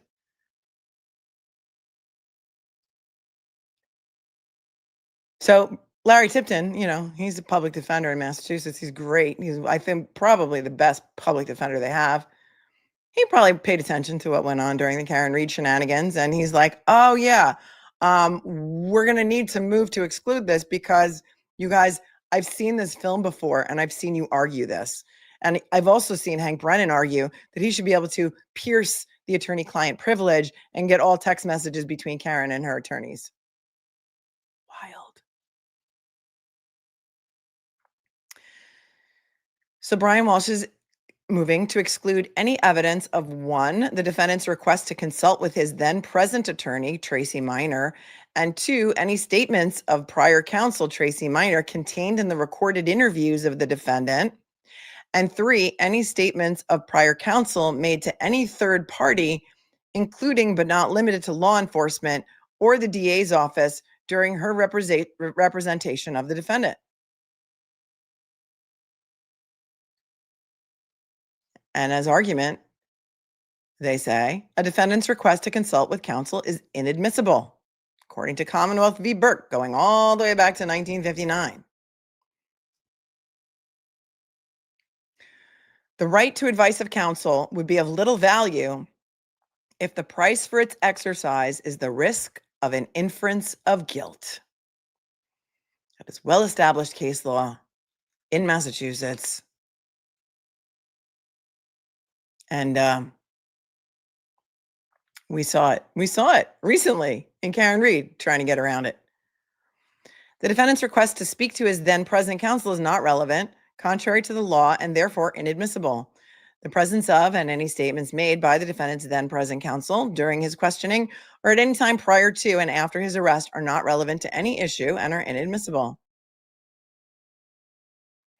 The defendant's request to consult with counsel and his counsel's comments are prejudicial without any probative value and run the risk of being used by the jury as evidence of guilt or consciousness of guilt that resulted in the defendant needing advice of counsel. Furthermore, one example of comments is prior counsel's sua sponte comments made to law enforcement during the January 8th, 2023 questioning, wherein counsel speculates that Ana Walshe may have been responsible for the internet searches. This comment suggests that the defendant confidentially, sorry. Let's start again, back to 1. This comment suggests that the defendant confidentially told his then present attorney that Ana Walshe was responsible when there's no basis for an inference of such a communication, and such an inference implicates the attorney-client privilege. Where there is no relevance to the request for counsel or prior counsel's comments, or even her presence during questioning or thereafter, and there is a substantial risk of prejudice and a violation of the defendant's constitutional rights, such evidence should be excluded. And violates his due process, his right to fair trial, his right to counsel, attorney-client privilege. and all those other things. Now, remember, in one of the Commonwealth's motions in Limine, they want to play all of his recorded conversations, including things that his attorney, Tracy Miner, said during those conversations. And they only wanted to exclude certain portions of the things that Tracy Miner said. But I think I have to agree here with the defense that nothing she said, or even the fact that she was there, should come in, because certain jurors could use that as consciousness of guilt, even though they're not supposed to. They can.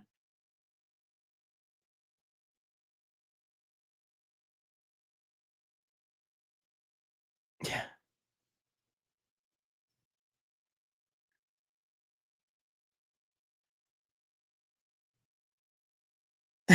Just the cupcake and the snark tank. You guys have the best usernames, I swear. Must be behind, but she says, life must be miserable for the people who do nothing but hate others and try to tear them down. I know. It's like so sad, isn't it?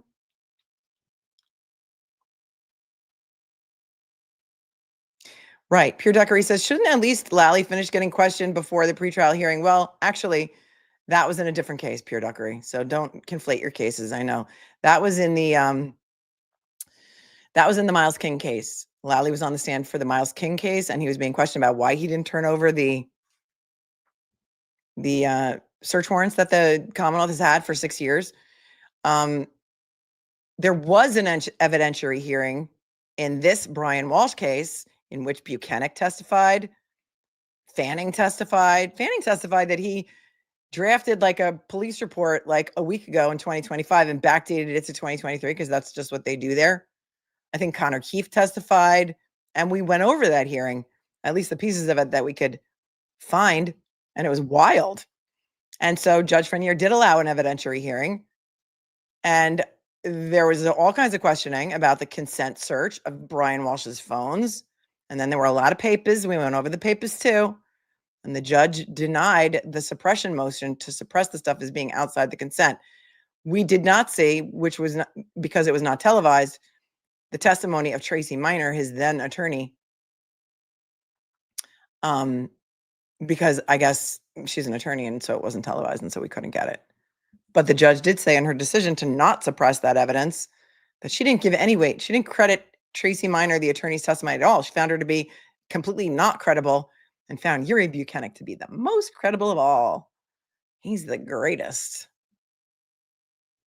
Did she not pay attention to the Karen retrial? Remember the inverted video? Sergeant Bukhenik, is this a fair and accurate representation of the way the Sally Port looked on the day in question on direct? Bukhenik, who swore to tell the truth, the whole truth, and nothing but the truth, so help him God, said, yes, it is. And it wasn't until cross-examination that he had to admit that it was inverted, flipped. But, just like a mirror, like whatever's there, it's like there, but it's like, just backwards. And he had like a whole weekend or a whole 3 days off to think about how he was going to spin that back, knowing that the defense probably knew that he lied. So, I have so many questions. And now we're moving on to defendant's motion in Limine number 9 regarding bad acts evidence. Brian Walshe moves to exclude any evidence of bad acts evidence. The defendant has filed a motion for any such evidence without any response thus far from the Commonwealth. Are you shocked? Specifically, the defendant moves to exclude any such bad acts evidence, including but not limited to uncharged 2011 allegation contained in an out-of-state police report, evidence of a fraud scheme and a federal conviction and uncharged allegations of the defendant's mishandling of his father's estate following his father's death. They want all that out. I don't know what the thing in 2011 was, but I guess there's an out-of-state police report. He was never charged in that. Then he wants the fake Andy Warhol painting fraud conviction to not be allowed in. And he also wants the uncharged allegations. I think there was a civil suit, though, related to the mishandling of his father's estate after his father's death. I think he said something like the will was destroyed, but it really wasn't. And then there was some infighting among maybe the children of the father with regard to the estate. And, he could be a con man, but does that make him a murderer? I don't know.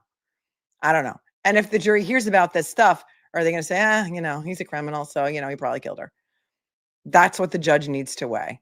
The probative value against the prejudicial effect to the defendant. Because really, it's about the defendant getting a fair trial. Despite what they want to gaslight you into believing in Massachusetts, that the Commonwealth is entitled to a fair trial, it's really like the defendant's right to a fair trial is what is constitutionally protected, not the Commonwealth's right to a fair trial. So there's that. The defendant states through counsel that evidence of purported bad acts before it can be introduced, even if it exists, if it even exists, must be shown to be relevant. And even if relevant, its probative value must be weighed against its prejudicial value. What's more, such bad act evidence not properly admitted is nothing more than bad character opinion evidence that should not be admitted in any form. Any evidence where it may be relevant, even where it may be relevant to an issue in this case, would only cause unfair prejudice, confusion, and delay without having any countervailing probative value. Finally, convictions may be used to impeach the credibility of a witness, but must conform to the requirements of the law to be admissible, and the facts and circumstances underlying the conviction are inadmissible. Okay, so if Brian Walshe, took the stand, then he would be able to be cross-examined with regard to his conviction on the federal charges, because that would go to his credibility. Hold on.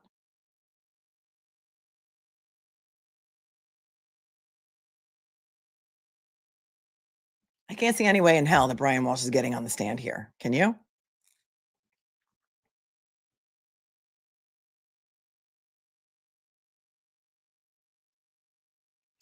The court may exclude relevant evidence if its probative value is substantially outweighed by a danger of one or more of the following: unfair prejudice, confusing the issues, misleading the jury, undue delay, wasting time. That's a great Dave Matthews song. Or needlessly presenting cumulative evidence. Furthermore, Massachusetts Guide to Evidence. Okay, such evidence also constitutes impermissible hearsay evidence.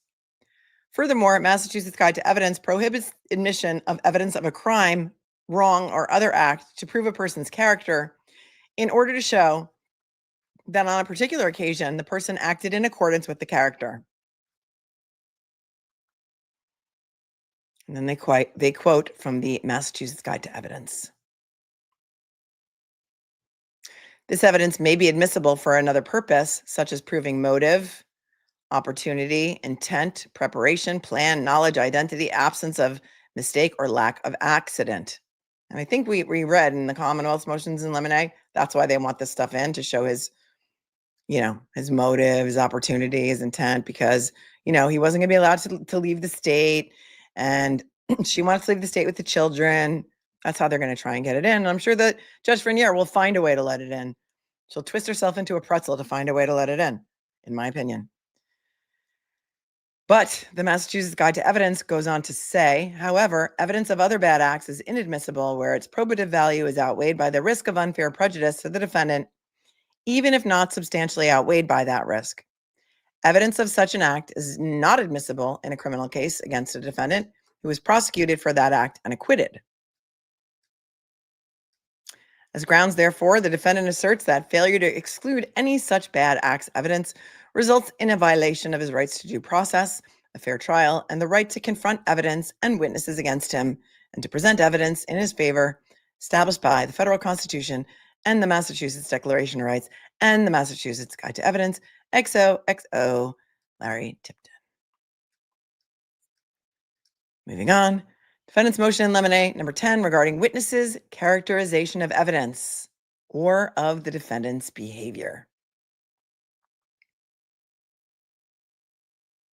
Brian Walshe moves to exclude testimony that is a witness's conclusory characterization of the defendant, his behavior, and to exclude the same such evidence from criminalists regarding speculative opinions as to what was observed, collected, or tested. The defendant requests that this court limit any testimony regarding physical evidence or observations of the defendant to what the witness observed, and if applicable, what a witness heard, and to exclude any testimony where a witness would use speculation to characterize evidence, a statement attributed to the defendant, or the behavior of the defendant. Throughout the discovery produced in this case, discovery including various statements of witnesses and of criminalists or law enforcement who were involved in the investigation of this case, are various statements that include, but are not limited to, instances where a witness's belief that, one, an observation they made was weird or similar terms, or two, where a witness characterizes an interaction he observed as coaching, or three, statements attributed to Ana Walshe wherein she reportedly stated, paraphrased here, that she did not know what her husband was capable of, or four, that discoloration of a section of the bedroom floor in the Cohasset home appeared to have a white residue or the finish had been scrubbed off. These types of characterizations occurring throughout the voluminous discovery are speculative and unsupported by objective fact and are inadmissible. They are characterizations that amount to opinion or character evidence, perhaps based on the witness's personal or professional experiences, unrelated to the facts and issues here, and are not relevant. They are, in fact, prejudicial without having probative value and must be excluded. The statements may evoke sympathy for the missing wife or anger towards the defendant in the absence of probative value and suggest in the minds of jurors a bad character trait of the defendant or an unsupported conclusion regarding physical evidence. It is critical that the Commonwealth inform its witnesses who may be unfamiliar with evidentiary law. Oh, trust me, when Bukhenik gets on the stand, he says whatever the hell he wants. And he does understand evidentiary. He understands the law.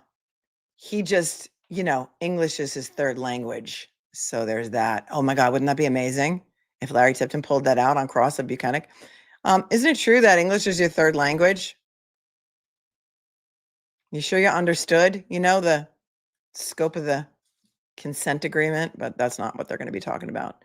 He's going to be crossed about interviewing the 6-year-old child, I'm sure. And Yuri, he just spits out what he wants to spit out before an objection or over objection. We've seen it because we've seen this film before. And tomorrow's a very exciting day. Big doings tomorrow. Big doings tomorrow. The new Taylor Swift album is dropping. And don't you dare diss Taylor Swift in the chat because that is an automatic timeout. It's a big day in my house.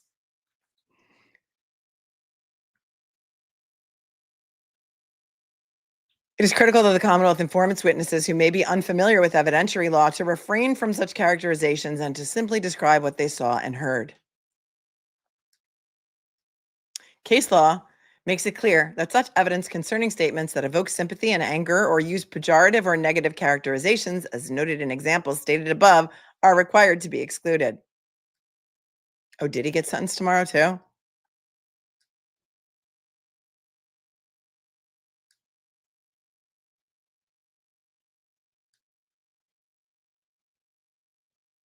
As grounds, therefore, the defendant asserts that failure to exclude such characterizations or statements violates all of his rights: due process, fair trial, right to confront evidence and witnesses against him, and to present evidence in his favor, and all of those things. XOXO, Larry Tipton.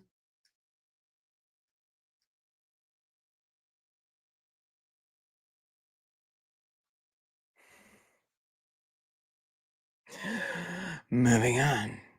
Yuri the Chippendale dancer, says Pierre Duckery. Defendant's motion in limine, number 11.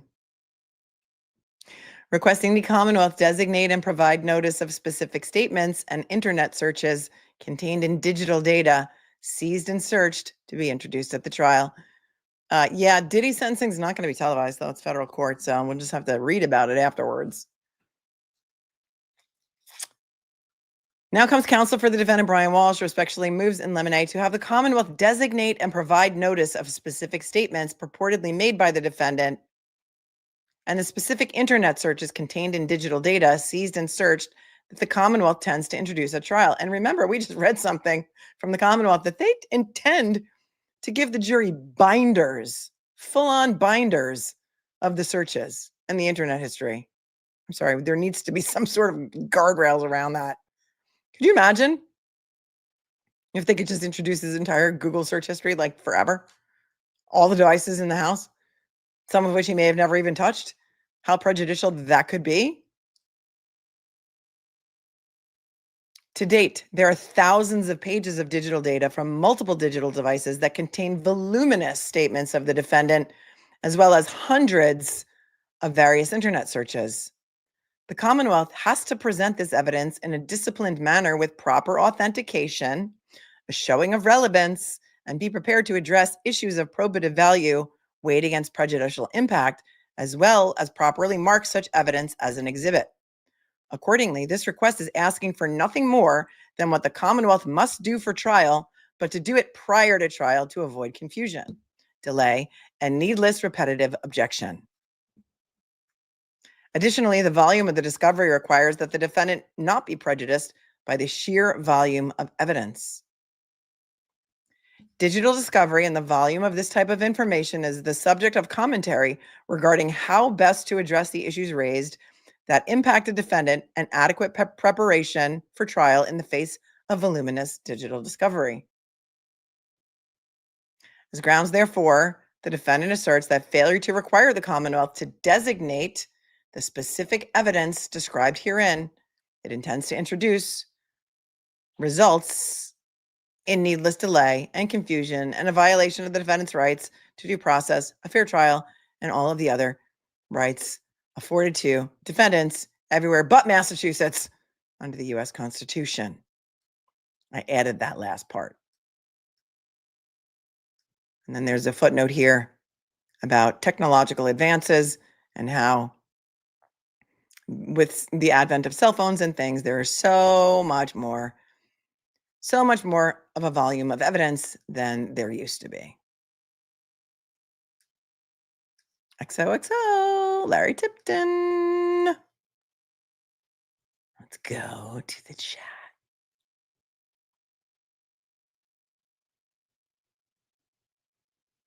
And those are all the motions in Limine from the defense that we have so far. Thoughts, questions, comments, concerns. Tracy from Florida says, game of telephone for consent to enter tense.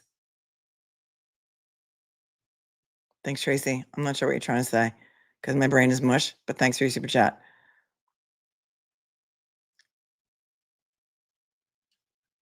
Soap API says, all the way from down under, as someone who works in web development, I'm so irritated by how the Karen Reed trial completely skewed everyone's view of how complicated it is to pin down basic data related to searches. It gives the Commonwealth a license to smoke and mirrors.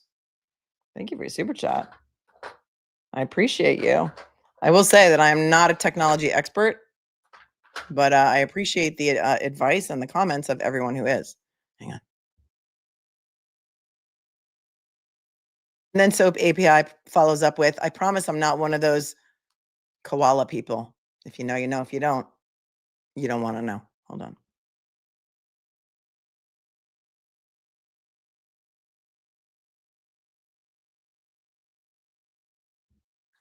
Thank you for your super chat.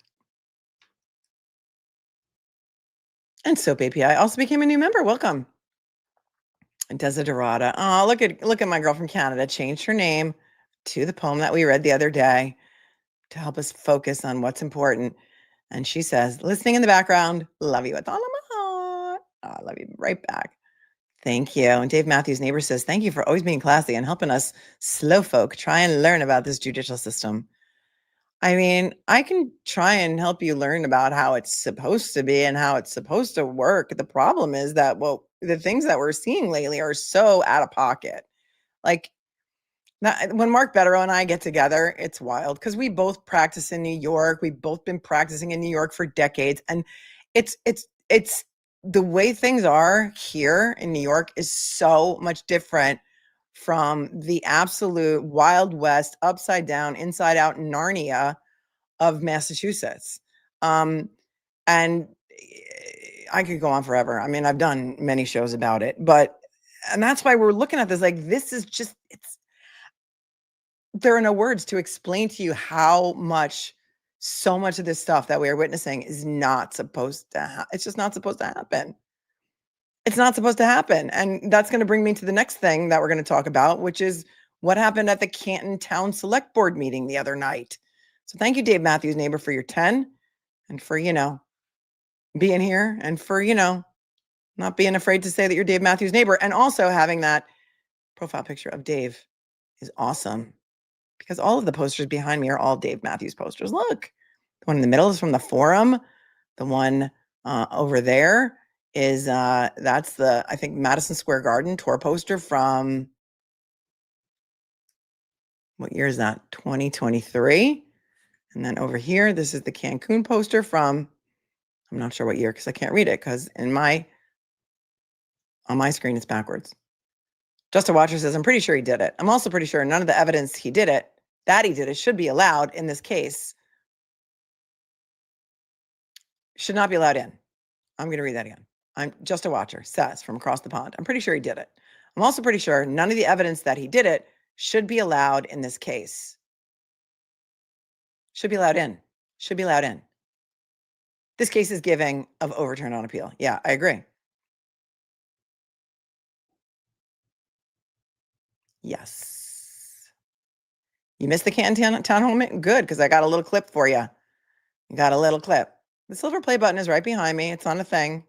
I'm not going to move all my posters around, Mitchell, to put it up there. You can see it, can't you? I like my posters behind me. I'm not switching it up. And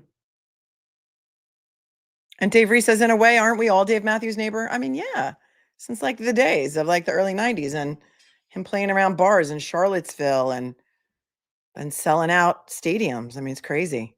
Hang on.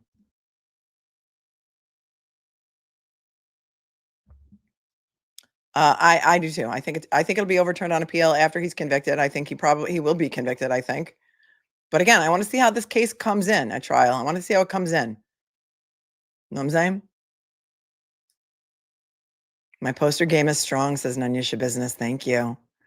Thank you. Oh, we can get rid of that. We can get rid of that.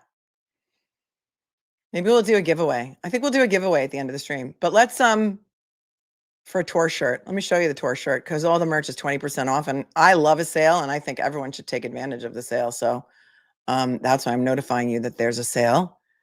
But so let's take a look at the new shirt that you guys helped design. And also the Dave Matthews lore in the Cancun shirts. So here's the thing. Back when I was being trolled by all the trolls all the way back in early 2024, the second I started covering the Karen Reed case, they all started coming for me. They wanted to shut me up big time. And they didn't shut me up. They did not succeed. What they succeeded in doing was me deleting Twitter. And I'm always going to call it Twitter. I don't care how you feel about it. I'm always calling it Twitter. I disagree with the name change. I just left Twitter because I didn't have any time for it. They really wanted to shut me up. They did horrible things to me, horrible things, which we don't need to get into right now. I suggest you too also delete Twitter. Your life will be better for it. And so I said during one of the pretrial hearings that we covered, pre-persecution number 1 of Karen, Alan Jackson was arguing a motion and he had on like a cool, well, let's see, this is my evil eye bracelet, but he had a cool like rope bracelet on that he was wearing that you could see when he was arguing because he was using his hands like as he does. And I said, oh, wow, that looks like, it must have been like in February because I think Dave in Cancun is always in January. It must have been after I got back from Cancun because every year I go see Dave Matthews in Cancun, Riviera Maya at a resort, 3 concerts on the beach, Dave and Tim. It's amazing. The stage is on the sand. You can be in the water watching the shows. It's amazing. It's the greatest time ever. Highly recommend. I said, wow, that looks like Alan Jackson's bracelet looks like a bracelet that I got in Cancun when I just saw Dave Matthews. that morphed into, okay, really? Okay, guess what? Guess what? Goodbye. You don't need to come back because here she goes with the Cancun story for the millionth time. You can go and don't ever come back. How about that? I'll be back later. Well, apparently you watch me a lot, so maybe there's some people who haven't heard the Is there anybody there? If you haven't heard the Cancun story, why don't you put a 1 in the chat? Put a 1 in the chat. Oh, she's gone to Block Island. Bye-bye. Just don't be a dick. Just don't be a jerk. It is really easy to go into someone's chat and not be a jerk. It's easy. You don't have to be. You don't have to be a jerk. Thank you, all the people who did not hear the Cancun story. People are so rude and they're just dicks. And I don't want them here. I don't want you here. Don't come here. Don't come into my house and act like a jerk. It's really not that hard. So I said, that bracelet that Alan Jackson is wearing looks like a bracelet that I just got when I went to see Dave Matthews in Cancun. And so that turned into a Twitter rumor of Melanie Little was in Cancun with Alan Jackson at the Dave Matthews concerts. It went like, you know how those rumors go, like wildfire. Wildfire was everywhere, all over Twitter, accusing me of having an affair with Alan Jackson, right? Which is per se defamation for anybody who knows the law, but the Twitter lords, they don't know that. Grant Smith Ellis ran with it. He was calling for me to be disbarred. He thought I was Haley Walbrecht. It was a whole thing. And Grant Smith Ellis, one day, Alan Jackson's walking into the courthouse with Karen. It was still, I think, was it during the trial, during the first trial or pre-trial? I don't remember. Chased after Alan Jackson, shoved his microphone, iPhone, flip phone into Alan Jackson's face and said, Alan Jackson, did you have fun in Mexico with Melanie Little? And shoved his phone in his face. And it was wild. And this guy had like one of the world's greatest trial lawyers in front of him. That's the question he chose to ask him. But it didn't stop there because there's more. He chased after Alan Jackson up the courthouse steps and asked him the same question again. Alan Jackson, did you have fun in Mexico with Melanie Little? And then shoved the phone in front of his face.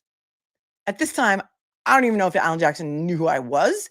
I don't even know if Alan Jackson even likes Dave Matthews, but it turned into merch. And so here it is.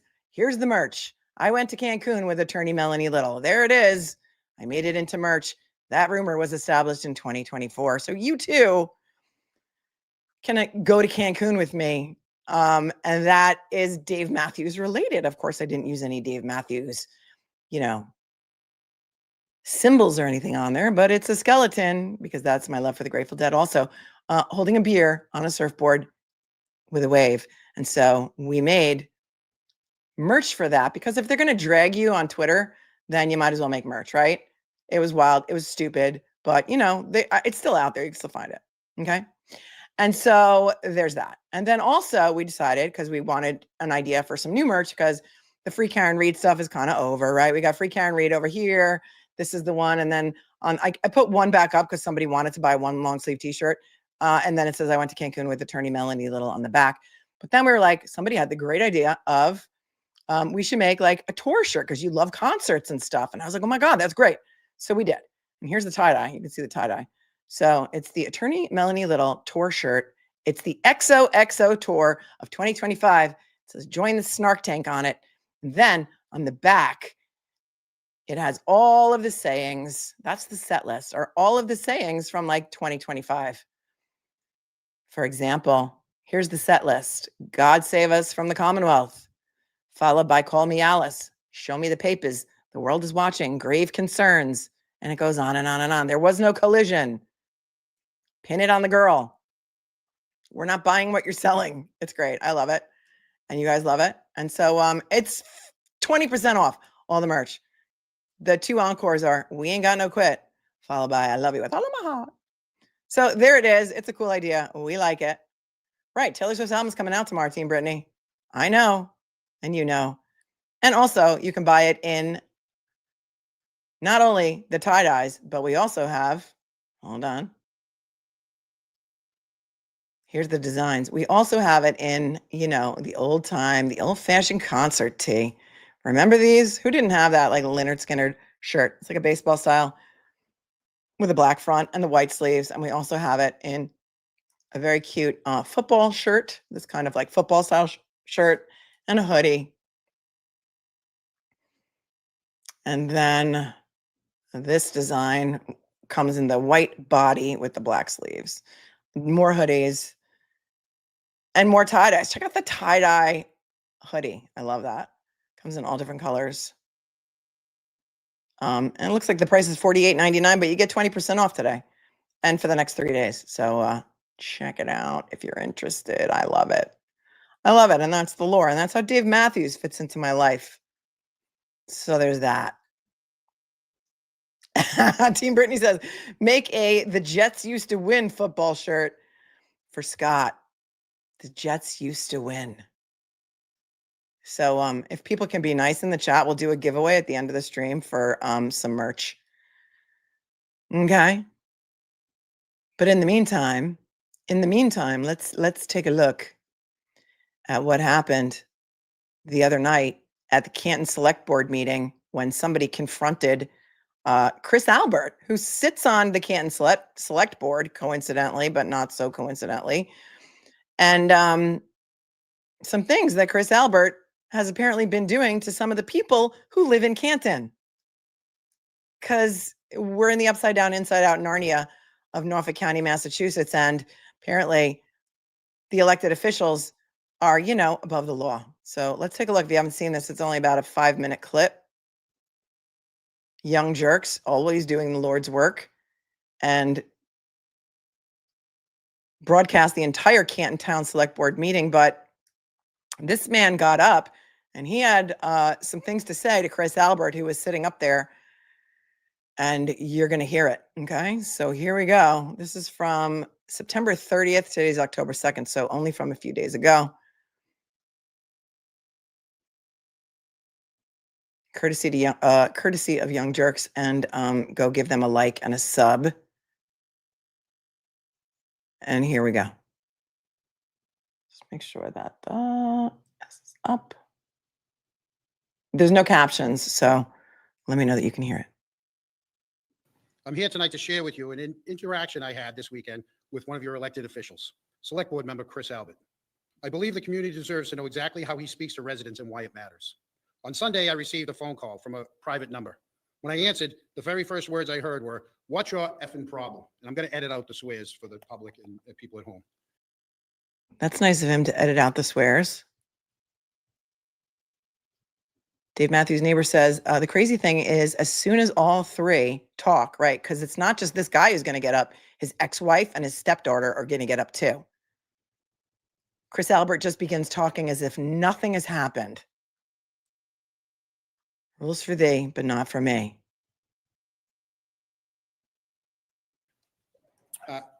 That set the tone for what became a heated exchange. Mr. Albert went on to call me words, effing loser, see you next Tuesday, a bully, a coward, and among others.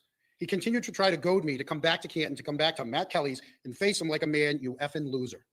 This all stems due to the fact that his son saw me while walking on Washington Street and gave him misinformation and disinformation, claiming I was at his house. He asked me if I was recording. Wait, his son Colin? He doesn't mention the son, but they have other sons. But was it Colin who saw this guy? This is the guy, somebody tells me, that Jen McCabe sent the picture of Aiden to. Remember all the hyperlinks in the Mega Motion? And we clicked on a hyperlink and it was Jen McCabe sending a picture of a man in like box in briefs or in a Speedo to Aiden. And it was like a little bit pornographic. It was his picture that she sent.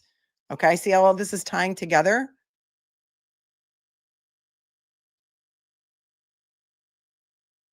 It was Colin? Okay, so it was Colin. Or it was the son who was involved in the bunny incident. I don't know. There's more than one son. He didn't name him, so I don't know, and I don't want to speculate. Here we go. The call as if he knew how inappropriate his words were.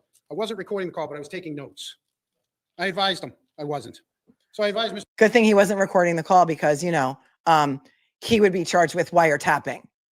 And of course, that's the first thing Chris Albert says to him is, are you taping this phone call? Listen, I'm going to take it back a little bit. It sounds like it's sped up, so I kind of want to slow it down because I don't want to miss anything that he's saying. So I'm going to put it on 0.75 speed. I'm not sure if they really did talk this fast or if somebody just uploaded it this way, so it would just take up less minutes on the internet. But I think it's important that we hear what he has to say. This is public comment section of the Canton Select Board meeting. Thank you, Joanne, who says the public comments is for comment only and not debate. Okay, here we go. on Washington Street and gave him misinformation and effing loser. See you next Tuesday. A bully, a coward, and among others. He continued to try to goad me to come back to Canton, to come back to Matt Kelly's and face him like a man, you effing loser. This all stems due to the fact that his son saw me while walking on Washington Street and gave him misinformation and disinformation, claiming I was at his house. What is Matt Kelly's? Is Matt Kelly a person or is Matt Kelly's a bar? I need to know. Asked me if I was recording the call, as if he knew how inappropriate his words were. I wasn't recording the call, but I was taking notes. I advised him I wasn't. So I advised Mr. Albert I would not be driving back, and I was busy. I offered to discuss it after 7. That's when he accused me of bribing the chairman, you, JR, of trying to come on our show. I have called you. I've asked you to come on the show, just like I've asked everybody else. I've never bribed you. I've never offered anything other than we will honor your wishes if there's something you want to speak to. He threatened my livelihood, saying he knows all about my job, knows the owner, and questions why he still employs me. He called me a bully for... Okay.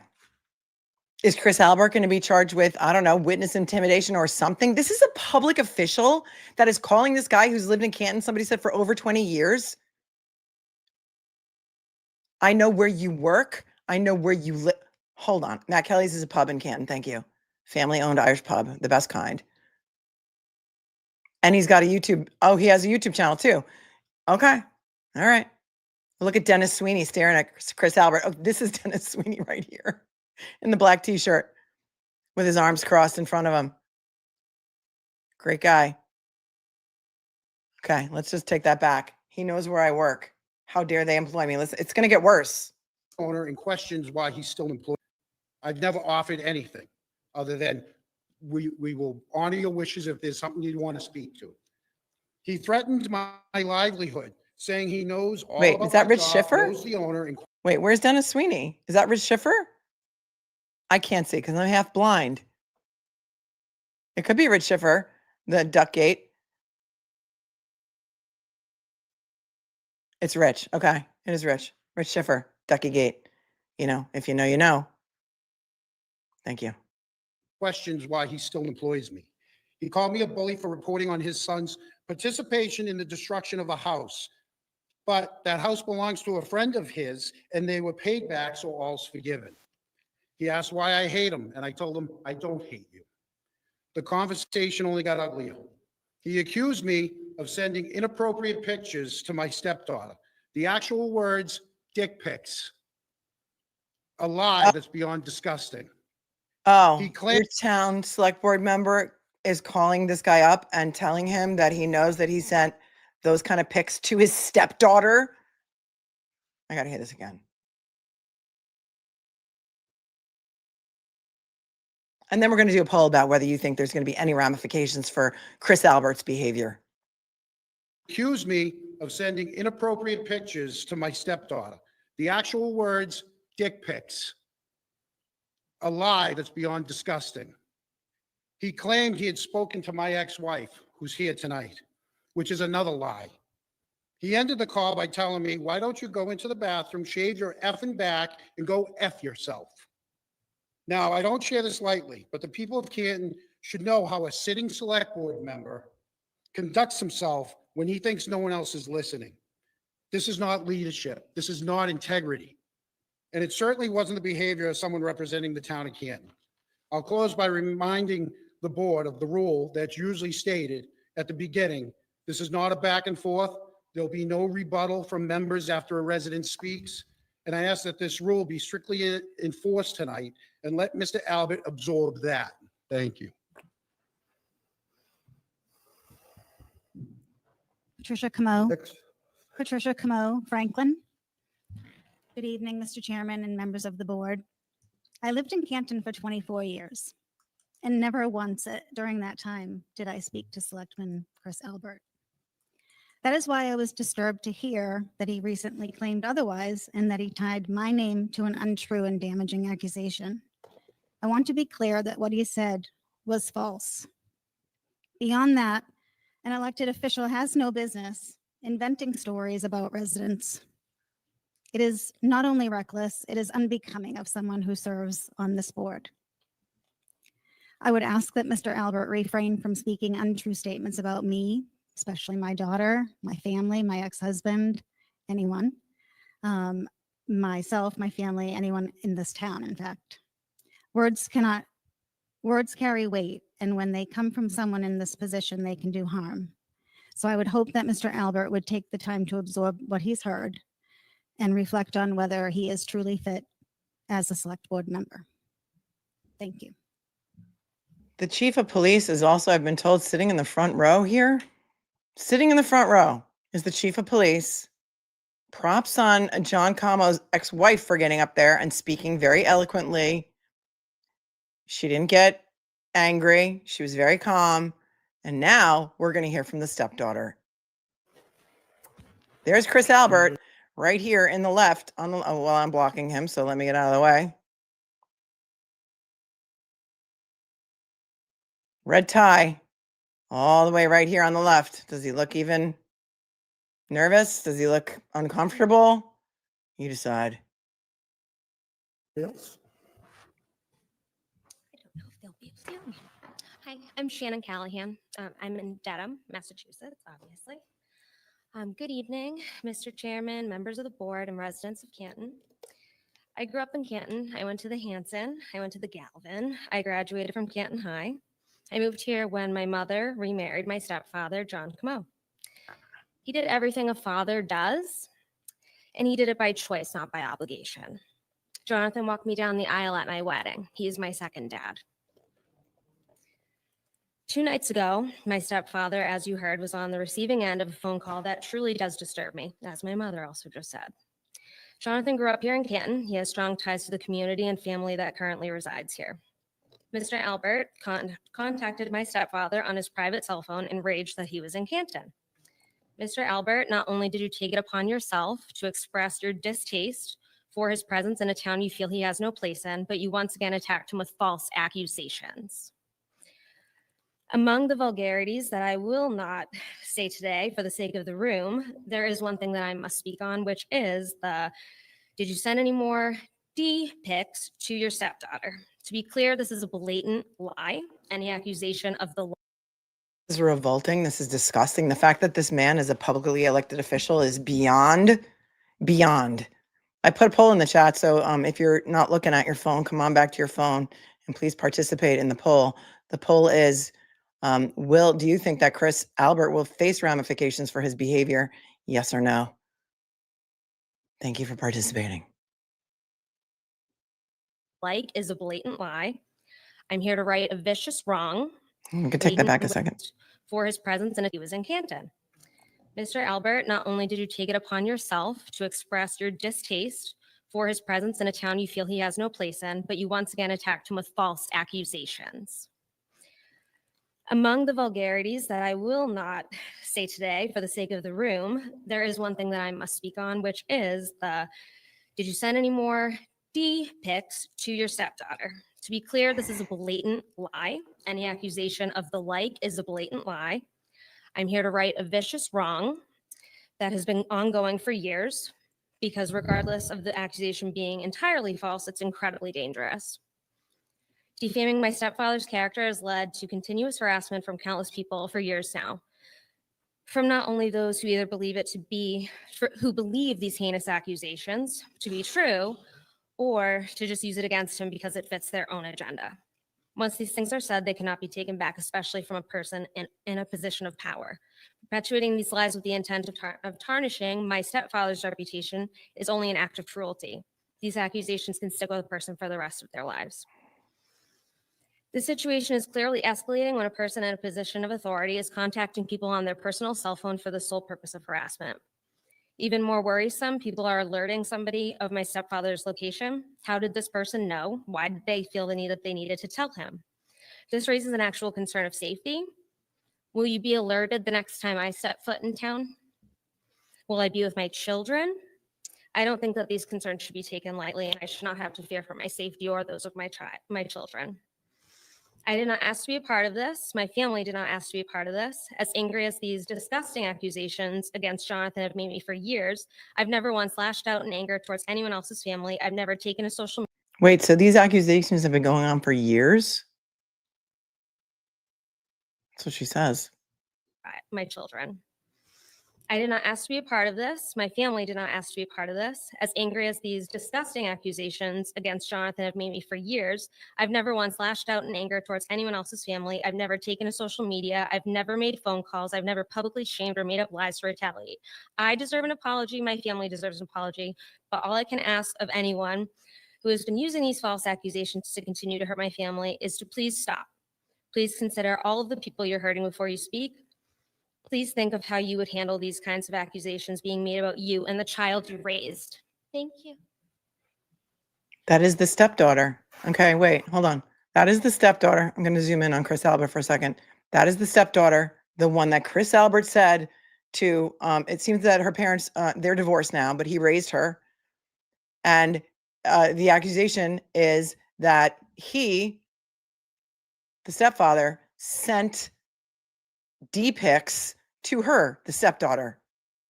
And Chris Albert said that on the phone to him in a threatening way.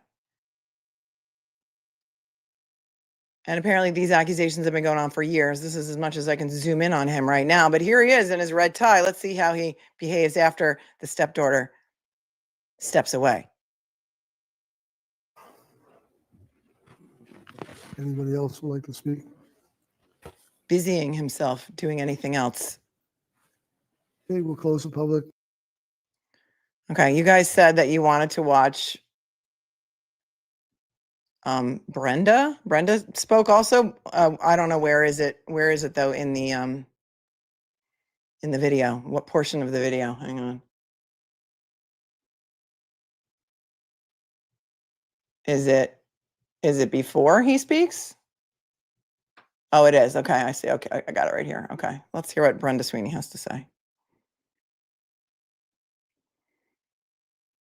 Because we're here, and you know, it's what we do.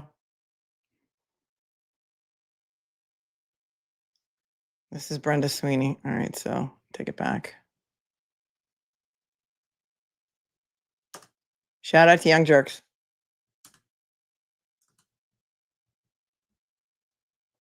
To listen to the by Canton Community Television. Just want to remind everybody that tonight's meeting is being recorded by Canton Community Television and can be viewed at a later date. We'll have many dates. Oh, there's the chief of police right there sitting in the front row to the right of your screen. Helena Rafferty's replacement. Before we start, first thing, public comment to usual statement. Public comment of the meeting is an opportunity to listen to the residents' feedback and concerns. However, it is not meant to be a question and answer format. There will be no response to any public comment when presented. The public comment portion of the meeting is limited to 15 minutes total and up to 3 minutes per speaker. Those that wish to speak should stand at the microphone and wait to be recognized by the chair. Please state your name and your town you live in. Your address is not required. I would ask all members of the audience be respectful of each speaker as well as each other. Anyone that does not wish to speak or is unable to do so due to the time limit may submit their comments in writing for the board's review and consideration. That being said, we will start public comment. That all set? Brenda Sweeney, Canton, in my opinion. To quote Alan Jackson, the days of Karen Reed being on the defense are over. The investigation into Officer Jon O'Keefe's death was a massive law enforcement failure. They're suing 10 parties, including the Canton police. We'll be all over the news for years to come. That guy in the white SUV who rode by our protest a few weeks ago shouting, "Enough already." Tell that to our local murderers, because this isn't going away, not by a long shot. You didn't. You go, girl. Tell that to our local murderers. Hold on, I want to hear that again. Police. We'll be all over the news. The investigation into Officer Jon O'Keefe's death was a massive law enforcement failure. They're suing 10 parties, including the Canton police. We'll be all over the news for years to come. That guy in the white SUV who rode by our protest a few weeks ago shouting, "Enough already." Tell that to our local murderers, because this isn't going away, not by a long shot. You didn't get the verdict you wanted, but you did breathe a sigh of relief when you thought your buddies scraped by. It's time to get your eyes off the rearview mirror. We saw a small snippet of the DOJ evidence in the criminal trial. Lots more will see the light of day as the civil trial brings the spotlight back to Canton. Let's hope it exposes the truth once and for all, and those disgusting people who threw Officer O'Keefe out like the trash get their just desserts. Those of you that don't want to see the truth because Brenda's telling them everything. She's telling them everything. Hold on, I want to hear it again. Don't take your eyes off the rearview mirror. You go, girl. She's a great writer. long shot. You didn't get the verdict you wanted, but you did breathe a sigh of relief when you thought your buddies scraped by. It's time to get your eyes off the rearview mirror. We saw a small snippet of the DOJ evidence in the criminal trial. Lots more will see the light of day as the civil trial brings the spotlight back to Canton. Let's hope it exposes the truth once and for all, and those disgusting people who threw Officer O'Keefe out like the trash get their just desserts. Those of you that don't want to see the truth because you don't want your world to change, not facing hard choices is a surefire way to become a casualty of something you didn't create. As for those who don't care because you weren't involved, indifference helps these murderers, and your silence is deafening. Some people in Canton can't talk out of fear for their safety. What I don't understand is the other people who knowingly help the murderers escape justice out of misguided loyalty. You do realize glossing over their lies tarnishes your own credibility. They won't be satisfied. Do they care about their own credibility? They have zero credibility. Do you think they care? Nope. The silence is deafening. Stopping either. They'll come back for more. They know exactly how to exploit you.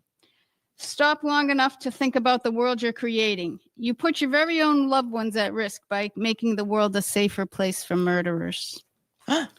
Civil suits will bring a Category 5 storm to town. When it hits the fan and the murderers can't hide anymore, don't be surprised if they throw you under the bus to protect their own hide. You're simply a means to an end. Once you're no longer useful, you'll become disposable. Ask Miss Kelly Dever, whatever. Yeah. She protected murderers while destroying her own career. A total disgrace, especially to her chosen profession. She could have been a Barrows. Instead, the whole world knows what it means to be a Dever. I wonder if that'll make it into the dictionary. Yes, yes. She's giving diva energy, and I'm here for it. I'm here for it. Like Dever, whatever. Oh my God. I need a dramatic reading of this speech. Hold on. Let's hear it again because this is delicious. To her chosen profession. She could have been a Barrows. Instead, the whole world knows what it means to be a Dever. Right. I wonder if that'll make it into the dictionary. Never be a Dever. Take a long, hard look in the mirror. We know how the world will remember Kelly Dever. What about you? Will it be integrity, or will you be another casualty in this cascade of poor choices? Cascade of poor choices. I am getting so many ideas for merch. Never be a Dever. The cascade of poor choices. So good. Yeah, protect Brenda at all costs, as has it be. Yes. Any one of us could be their next victim. We have a new chief with integrity. It's time to start speaking out and get that monkey off our backs. Yeah. It's our chance to right this ship. We'll be back until we get justice for Officer Jon O'Keefe. Yes. Thank you. Yes.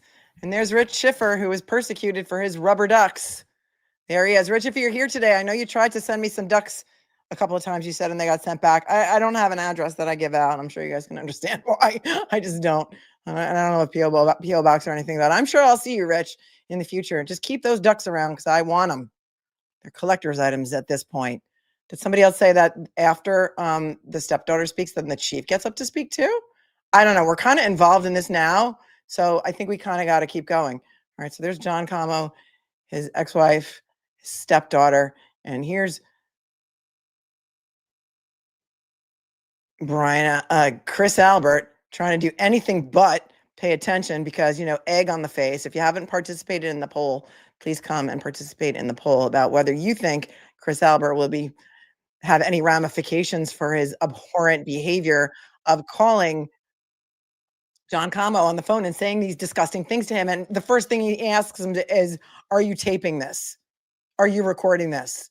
But, he hasn't been prosecuted for any wiretapping charges, even though Mark Betterow wrote a very strong letter to Helena Rafferty, who at the time was the chief of police in Canton, which set forth not only the wiretapping statute in Massachusetts, but also the fact that Chris Albert was wiretapping illegally every single person who walked by D&E Pizza because he has a camera that audio records video, and one inside maybe does the video and one outside does the audio. I'm not really sure, but people have told me, and you can tell me, I mean, you probably don't want to tell me if you were a victim of any sort of blackmail about something you may or may not have said on that bench outside D&E Pizza after a couple of pops at CF McCarthy's. When I first started covering this case, people were sending me emails saying, listen, there was this Facebook group and people were commenting on it, people that live in Canton. That's why a lot of them won't speak out. And they were commenting in these Facebook groups, and then somebody would comment on their comment saying, oh, such things like, I'm summarizing, oh, does your husband know about your affair? Oh, does your boyfriend know you've got a drinking problem? Things such as like that perhaps were talked about on that bench. So there's that. The chief spoke during the meeting, not the public comment. Okay, so it's in here somewhere. So should I just fast forward until when the chief speaks? Oh, here he is. Is that him? So if you were a victim of perhaps blackmail or, not so veiled threats in some Facebook groups, I don't know, maybe like call Mark Betterow or Tim Bradle. I'm just saying. So anyway, Mark Betterow sent a letter to Chief Helena Rafferty saying, listen, here's what's going on. Are you going to prosecute Chris Albert? Well, we know you can't prosecute Chris Albert, Ms. Chief Rafferty, because, his brother Kevin is a detective on your police force. And so we suggest that you refer this to Michael Marcy. And so they did refer to Michael Marcy, and nothing has been done. As far as I know, nothing has been done.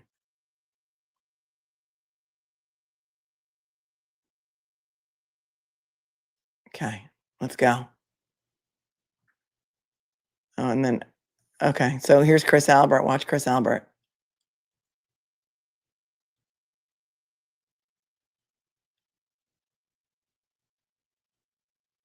The uncomfortable. Very good. On behalf of the town of Canton, welcome to Canton. We wish you success at that location. Any other board members have any comments? Seeing none, I'll take a motion to close the public hearing. I move that the board close the public hearing. Motion's made. Second. Was that Chris Any Albert who discussion? moved to close the favor? public hearing? Aye. Yeah, he can't get out of there fast enough. Do we have a motion for the, I move that the board approve the application for the transfer of a Section 15 wine and malt license from AGS Investment Inc., DBA 711 to VN Neva Corp., DBA New World, located at 504 Washington Street, Canton, MA 02221. Second. motion made, say, second, any discussion? Seeing none, all in favor? Aye. Chair as well, 5-0. Welcome. Thank you. Good luck. Good luck. Best of luck.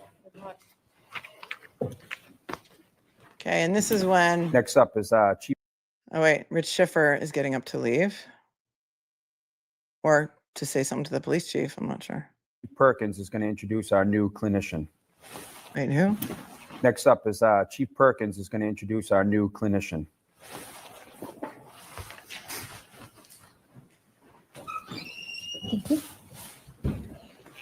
Good evening, Chief.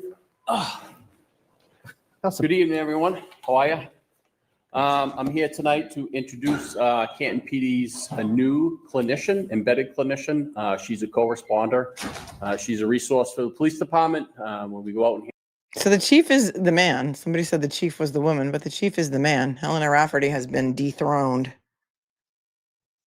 handle people in crisis. She corresponds, gives us some professional advice, kind of directs us on how best to handle those types of situations. She's also a resource for the community. If anyone in the community has a family member who's struggling with mental illness, She's a resource that you could call and speak with her. She's from Idaho originally, so she came to Massachusetts to go to Boston College as a graduate student. She graduated from Boston College with her master's degree. She has a LICSW certification. She has been a clinician for about 4 years. We stole her from the town of Belmont, and she's been in Canton for about 30 days. So I wanted to introduce everyone to her, and I also want to make sure that the community is aware that we do have an embedded clinician, and all they have to do if they have any issues, questions, concerns, issues with their family, that they can call the police station and ask for Emily Bartlett. Did I even speak her name yet? Okay, that's her name, Emily Bartlett. And her extension is extension 2405. So just call the police station,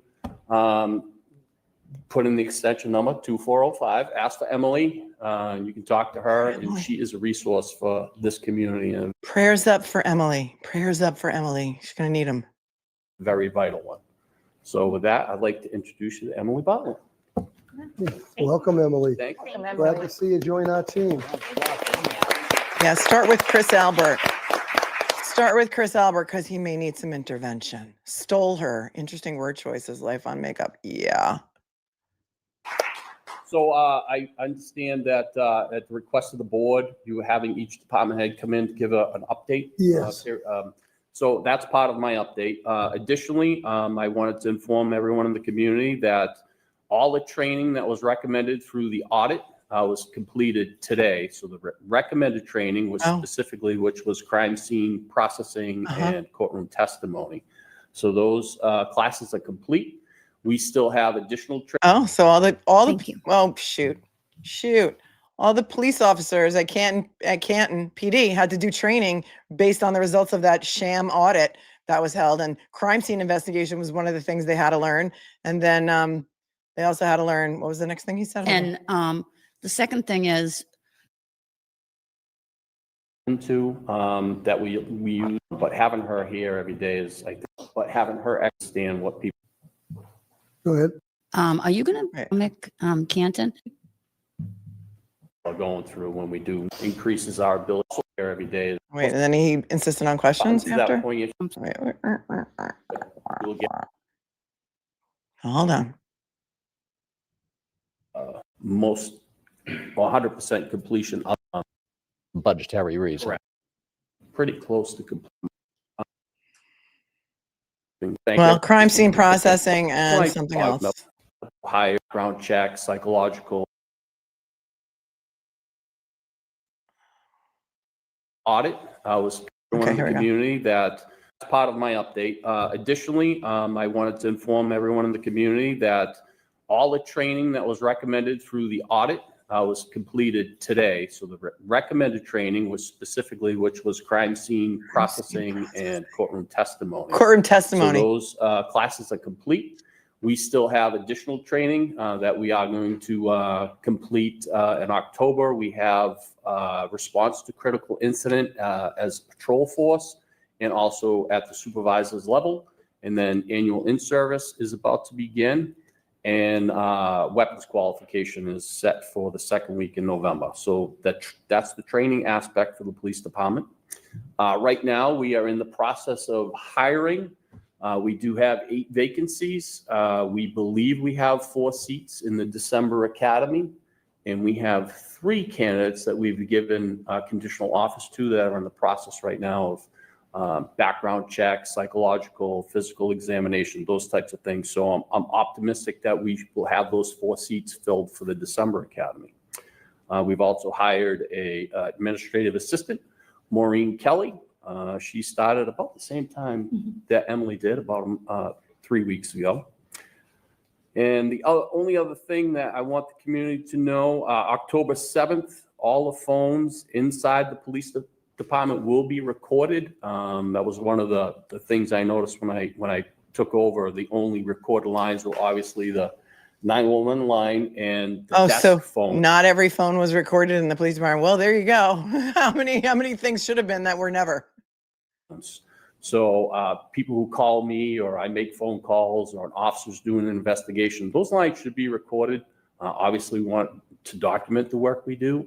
So, you know, it was one of the first things I mentioned to the town administrator, Mr. Duty, and he was, thank you very much for getting that taken care of. But October 7th, we should have all lines at the police station recorded. Other than that, it's been, I want to thank everyone for the warm welcome that I've received from everyone in town and my time here. It's been great. And if anyone has any questions, you can ask me now, give me a call, however you want to handle it. Well, thank you, Chief, and thank you for all the work. And Emily, we wish you a very good experience in Canton. Thank you so much. Thank you.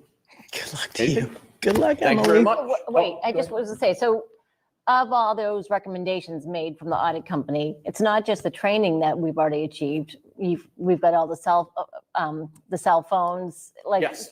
can you talk to some of the other stuff that The only thing I'm not sure on that we haven't completed yet is the fencing around the police department, but everything else, the cell phones, the training, the policy, the town administrator and I were talking earlier tonight, making sure that the procedural policies that were recommended to be shored up are taken care of. And I'm 90% sure on that list. We're going to confirm that tomorrow, but we're pretty close to completing most everything that was required or requested or recommended in the audit.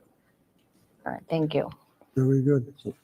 So Chief, could I, sorry, just follow up on that. So is it safe to say that all of the recommendations that came out of the police audit will be addressed by the end of this year?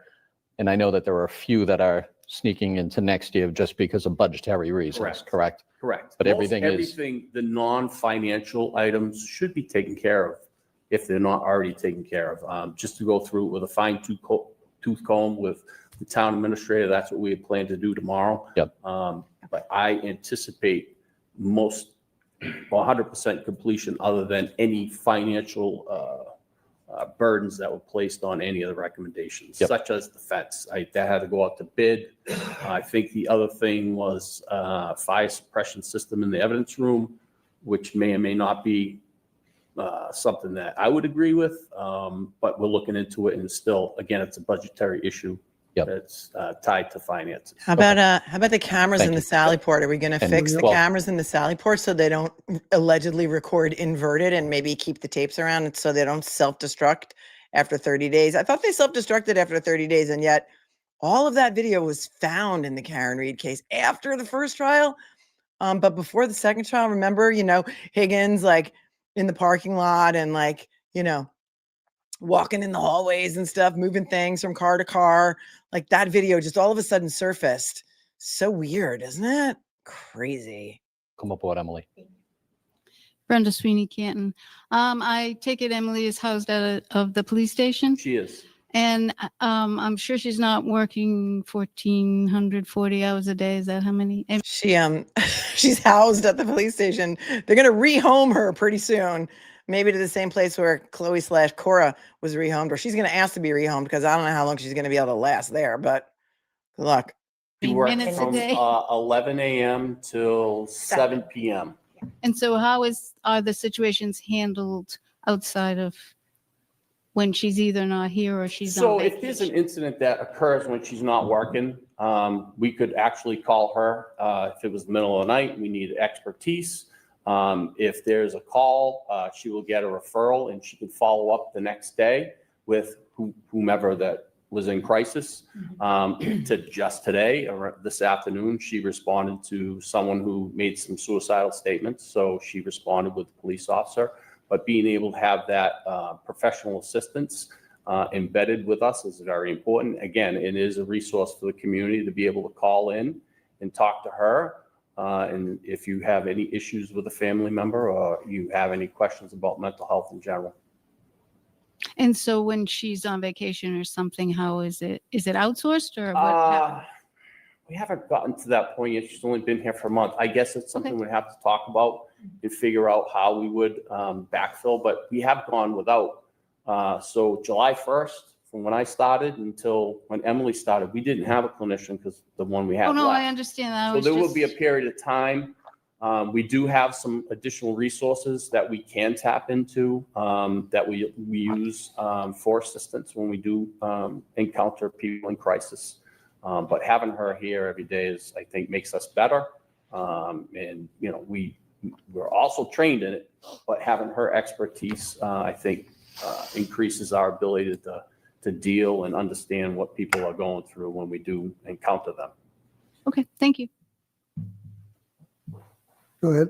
Kathy McCormick, Canton. I just have like two really quick questions. One, are you going to be putting a checklist out of like what has been accomplished? Because I've read the whole audit. There's a lot of stuff there. There is. And the second thing is, I went to the police website and sent an email. Now it said it went to Helena Rafferty. Like, where is your contact information? Contact is jperkins@town.canton.ma.us. So do you Well, know? he just gave out his email because apparently his email's not out there. Kelly, you are all set. And Barbara, you are all set. And Tina, I know you keep sending me emails, but I need a link to your actual YouTube channel. A link to your channel. Even if you think you don't have a channel, you do. YouTube has been blocking people. And so without that link, there's nothing that I can do. Oh, does anyone know where those emails go? Because I never got an answer. That goes to me. So if you send it to me, it'll. No, but I know yours does, if I can remember it. I don't But know where that one goes. so did maybe Helena get it? Do you know, Mr. Duty? Helena definitely didn't get it. I'll check with IT. For a period of time, usually when an employee leaves, the emails are forwarded to the person taking that spot, but usually just for 30 days. The chief's been here longer than that now, so Right. they could just be going and being Yeah. saved. I sent it like last week. I mean, it Yeah. should really be updated Yeah, for people. I'll talk to Lou and we'll make sure that the site gets updated. Okay, thank you. Yeah.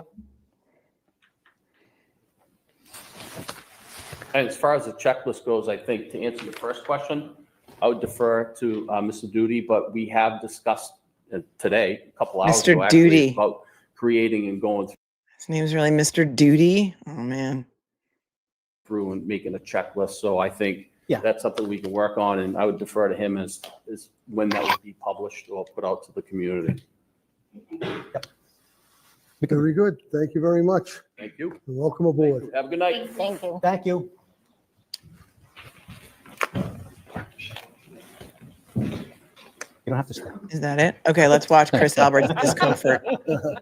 Mr. Albert. Next up is Mr. Charters for the Public Works update. Shout out to Mike, Young Jerks. I think we're Crawford. about to have a get. All right.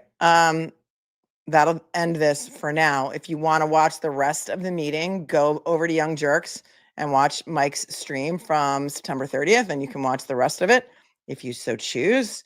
But interesting to get a little peek into the inner workings of the Canton Town Select Board. I know that Mike Crawford has been streaming these meetings for a very long time. That is what he does. That is a part of his wheelhouse. He has a very big wheelhouse, so it's part of it. Okay, I'm going to start collecting comments right now for. We're going to give away some merch. If you can comment anything you want in the chat. All comments will be collected. If you win, though, you have to be willing to email, and only if you win, you have to be willing to email me your name, your username, your address, and your phone number so that I can, and the size of the shirt. Let's see what we should give away today. And you'll be entered to win some merch. Please participate in the poll, which is still going. I'll give it another minute or two. The poll says, do you think Chris Albert will face any ramifications for his behavior? And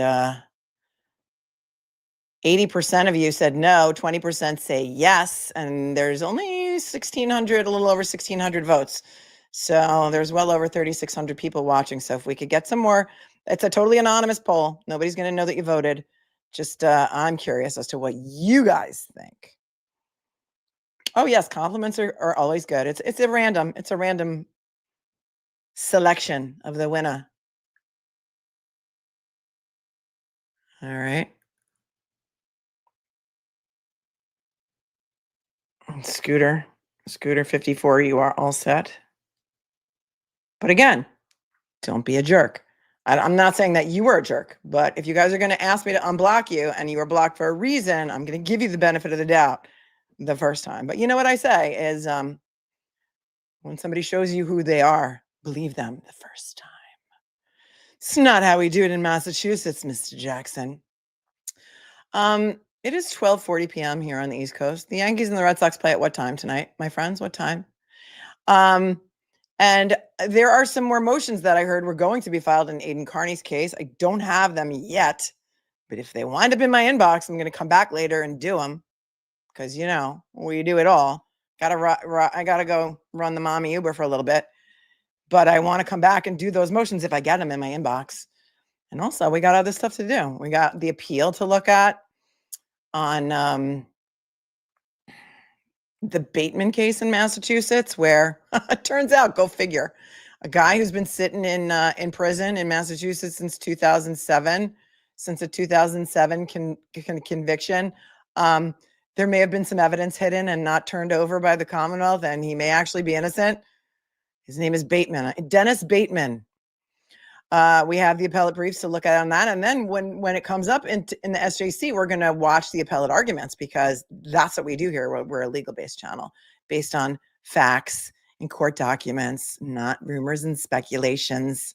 And so that's what we're going to do. So look into that, do a little Google dive. I talked about it briefly the other day. Dennis Bateman is the defendant. And those of you who live in Massachusetts who have been telling me that the corruption runs deep and it's been going on for decades, he was convicted in 2007. And he was convicted of killing a woman who worked in a gas station in Deerfield. She, the victim, was 7 months pregnant. And so he was convicted of first 2 counts of first-degree murder, 1 for the woman and 1 for her unborn child. Unborn child, you say? Mm-hmm. Why has the state not charged Matthew Farwell with not just Sandra Birchall's murder, but also the murder of her unborn child? Did they change the law since then? The only charges for Matthew Farwell that are pending, and by the way, his hearings keep getting adjourned, you know, without date into the ether of federal court. The feds had to step in and charge him with murder of a witness. That's how they got him. Why hasn't the state stepped in? Because they could get him on 2 first-degree murder charges. Has the state changed? Does anybody know? I mean, has the law changed with regard to the taking of the life of an unborn child? It's horrific. The state doesn't charge them because there are so many cops maybe involved in the cover-up of the Sandra Birchmore murder that they ruled a suicide so quickly. And Fanning went, and you know, because we have a whole playlist on Sandra Birchmore too. Fanning, who used to be, I think, tell me if I'm getting this right now. Matthew Farwell was a Stoughton police officer. Did Fanning used to be a Stoughton police officer before he went to MSP? So they were like, you know, compadres. Fanning went and interviewed Matthew Farwell in his car in the parking lot somewhere and quickly cleared him. Hello? Hello? Hello, I'm here. One more time. One more time, Cardi. Hello. Hello. I mean, yeah. And also, the cop that shot Kelsey Fitzsimmons in the chest caused her to be airlifted to a Boston hospital where she remained for 53 days, undergoing 6 surgeries, requiring the placement of a chest tube and damage to her liver and other things. It turns out, we've been told, Kelsey Fitzsimmons was pregnant again when she was shot by her fellow police officer. Kelsey Fitzsimmons is the one facing charges, by the way, but the grand jury did not indict her of the attempted murder charge. Kelsey Fitzsimmons is charged with assault with a weapon on the police officer who she didn't shoot. She claims she only turned her weapon on herself. He shot her in the chest. Turns out she was pregnant again at the time and had a miscarriage in jail. And so if charges were brought against that officer, could he be charged with the death of her unborn child? I don't know. I have so many questions. But would that give somebody a reason to lie about whether or not she actually turned the gun on herself? Because he says she turned the gun on him. But of course, oh, that's right. North Andover does not have body cam footage. So they don't have body cams there. Even though you have sent me all the receipts that they had a budget for body cams since like 2021. That was over at the $100,000 North Andover PD to get the body cams and stuff. So there's that. You just can't make it up, folks. You just can't make it up. Let's take a look at the questions. Keep commenting if you want to be entered into the giveaway that we're going to do in a couple of minutes here. How could that be possible? There's only 359 entries. Did this thing stop collecting comments? How can that be? So many of you are commenting.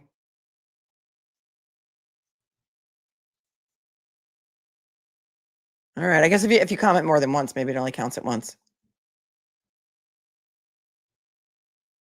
It's weird. Oh, what's it says? 370 people have entered. I don't know why it would say that. Moving back to the chat.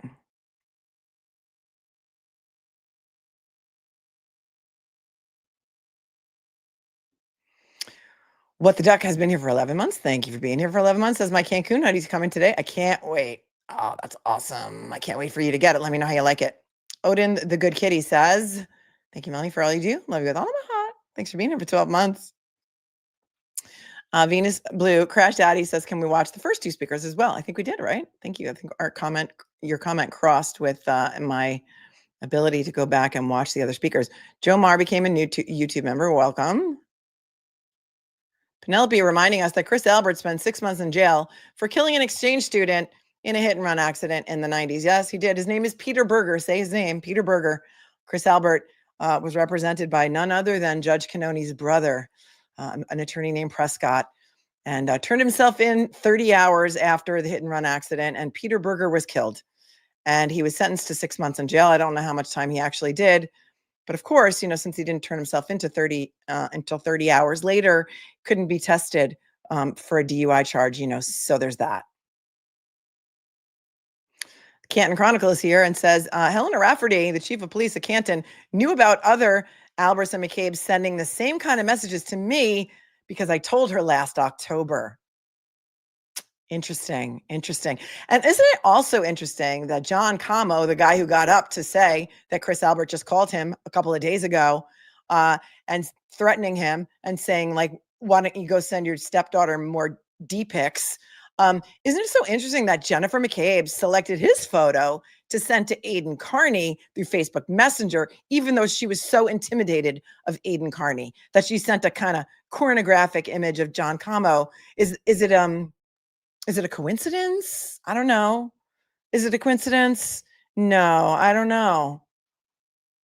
Luna's mom says, I love you, Mel. I watch and work, so I don't chat much. Thank you for being here for 20 months. I love you with all of my heart. Luna's mom, Heartless Soul, became a member. Welcome. And Deborah says, I want to know if Matthew is related to Winthrop Farwell, who is a very connected former cop in Brockton, the town next door to Stoughton. Well, Deborah Gelsey, I'm sure there are some armchair detectives out there who might try and make those connections. Oh, John is Canton Chronicles. Oh, thank you. Thanks, Barbara. Barbara, I'm glad I unblocked you. Okay. Hi, John. Hi, John. Thanks for watching.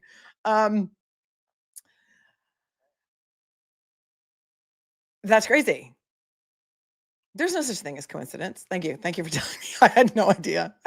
Listen, I don't get out on Twitter much. I really don't engage on Twitter at all.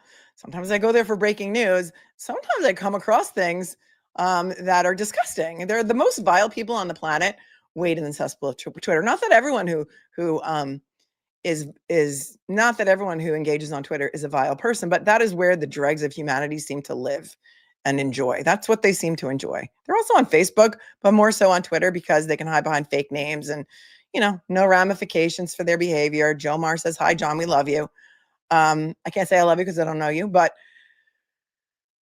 Deborah, I'm sure that someone out there will look into that. And if they the answer to that, to Deborah's comment, you can just tag her in the chat. Tracy V says, Jon Comeau is the Canton Chronicles. See, I learn something every day. And Tiff, a normal mom, says, that's John, the guy Jen McCabe sent a picture of to Aiden in the Speedo. John was on the Young Jerks after the meeting. Thank you. I barely get time to watch my own shows. So that would explain my ignorance as to who everyone is. So let us see. All right, let's see what we're going to give away. Okay, so if you win, your choice, you can win your choice of t-shirt. You can pick the design. You're going to have to send me your choice of which t-shirt you want and what size it is, and like send me a screenshot of it. If you want a tie-dye, whatever. All right. Thank you to Juma, who bought me a matcha latte. I appreciate you very much. And also,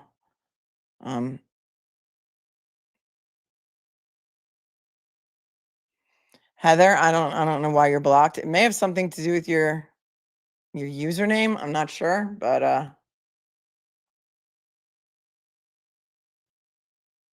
hang on.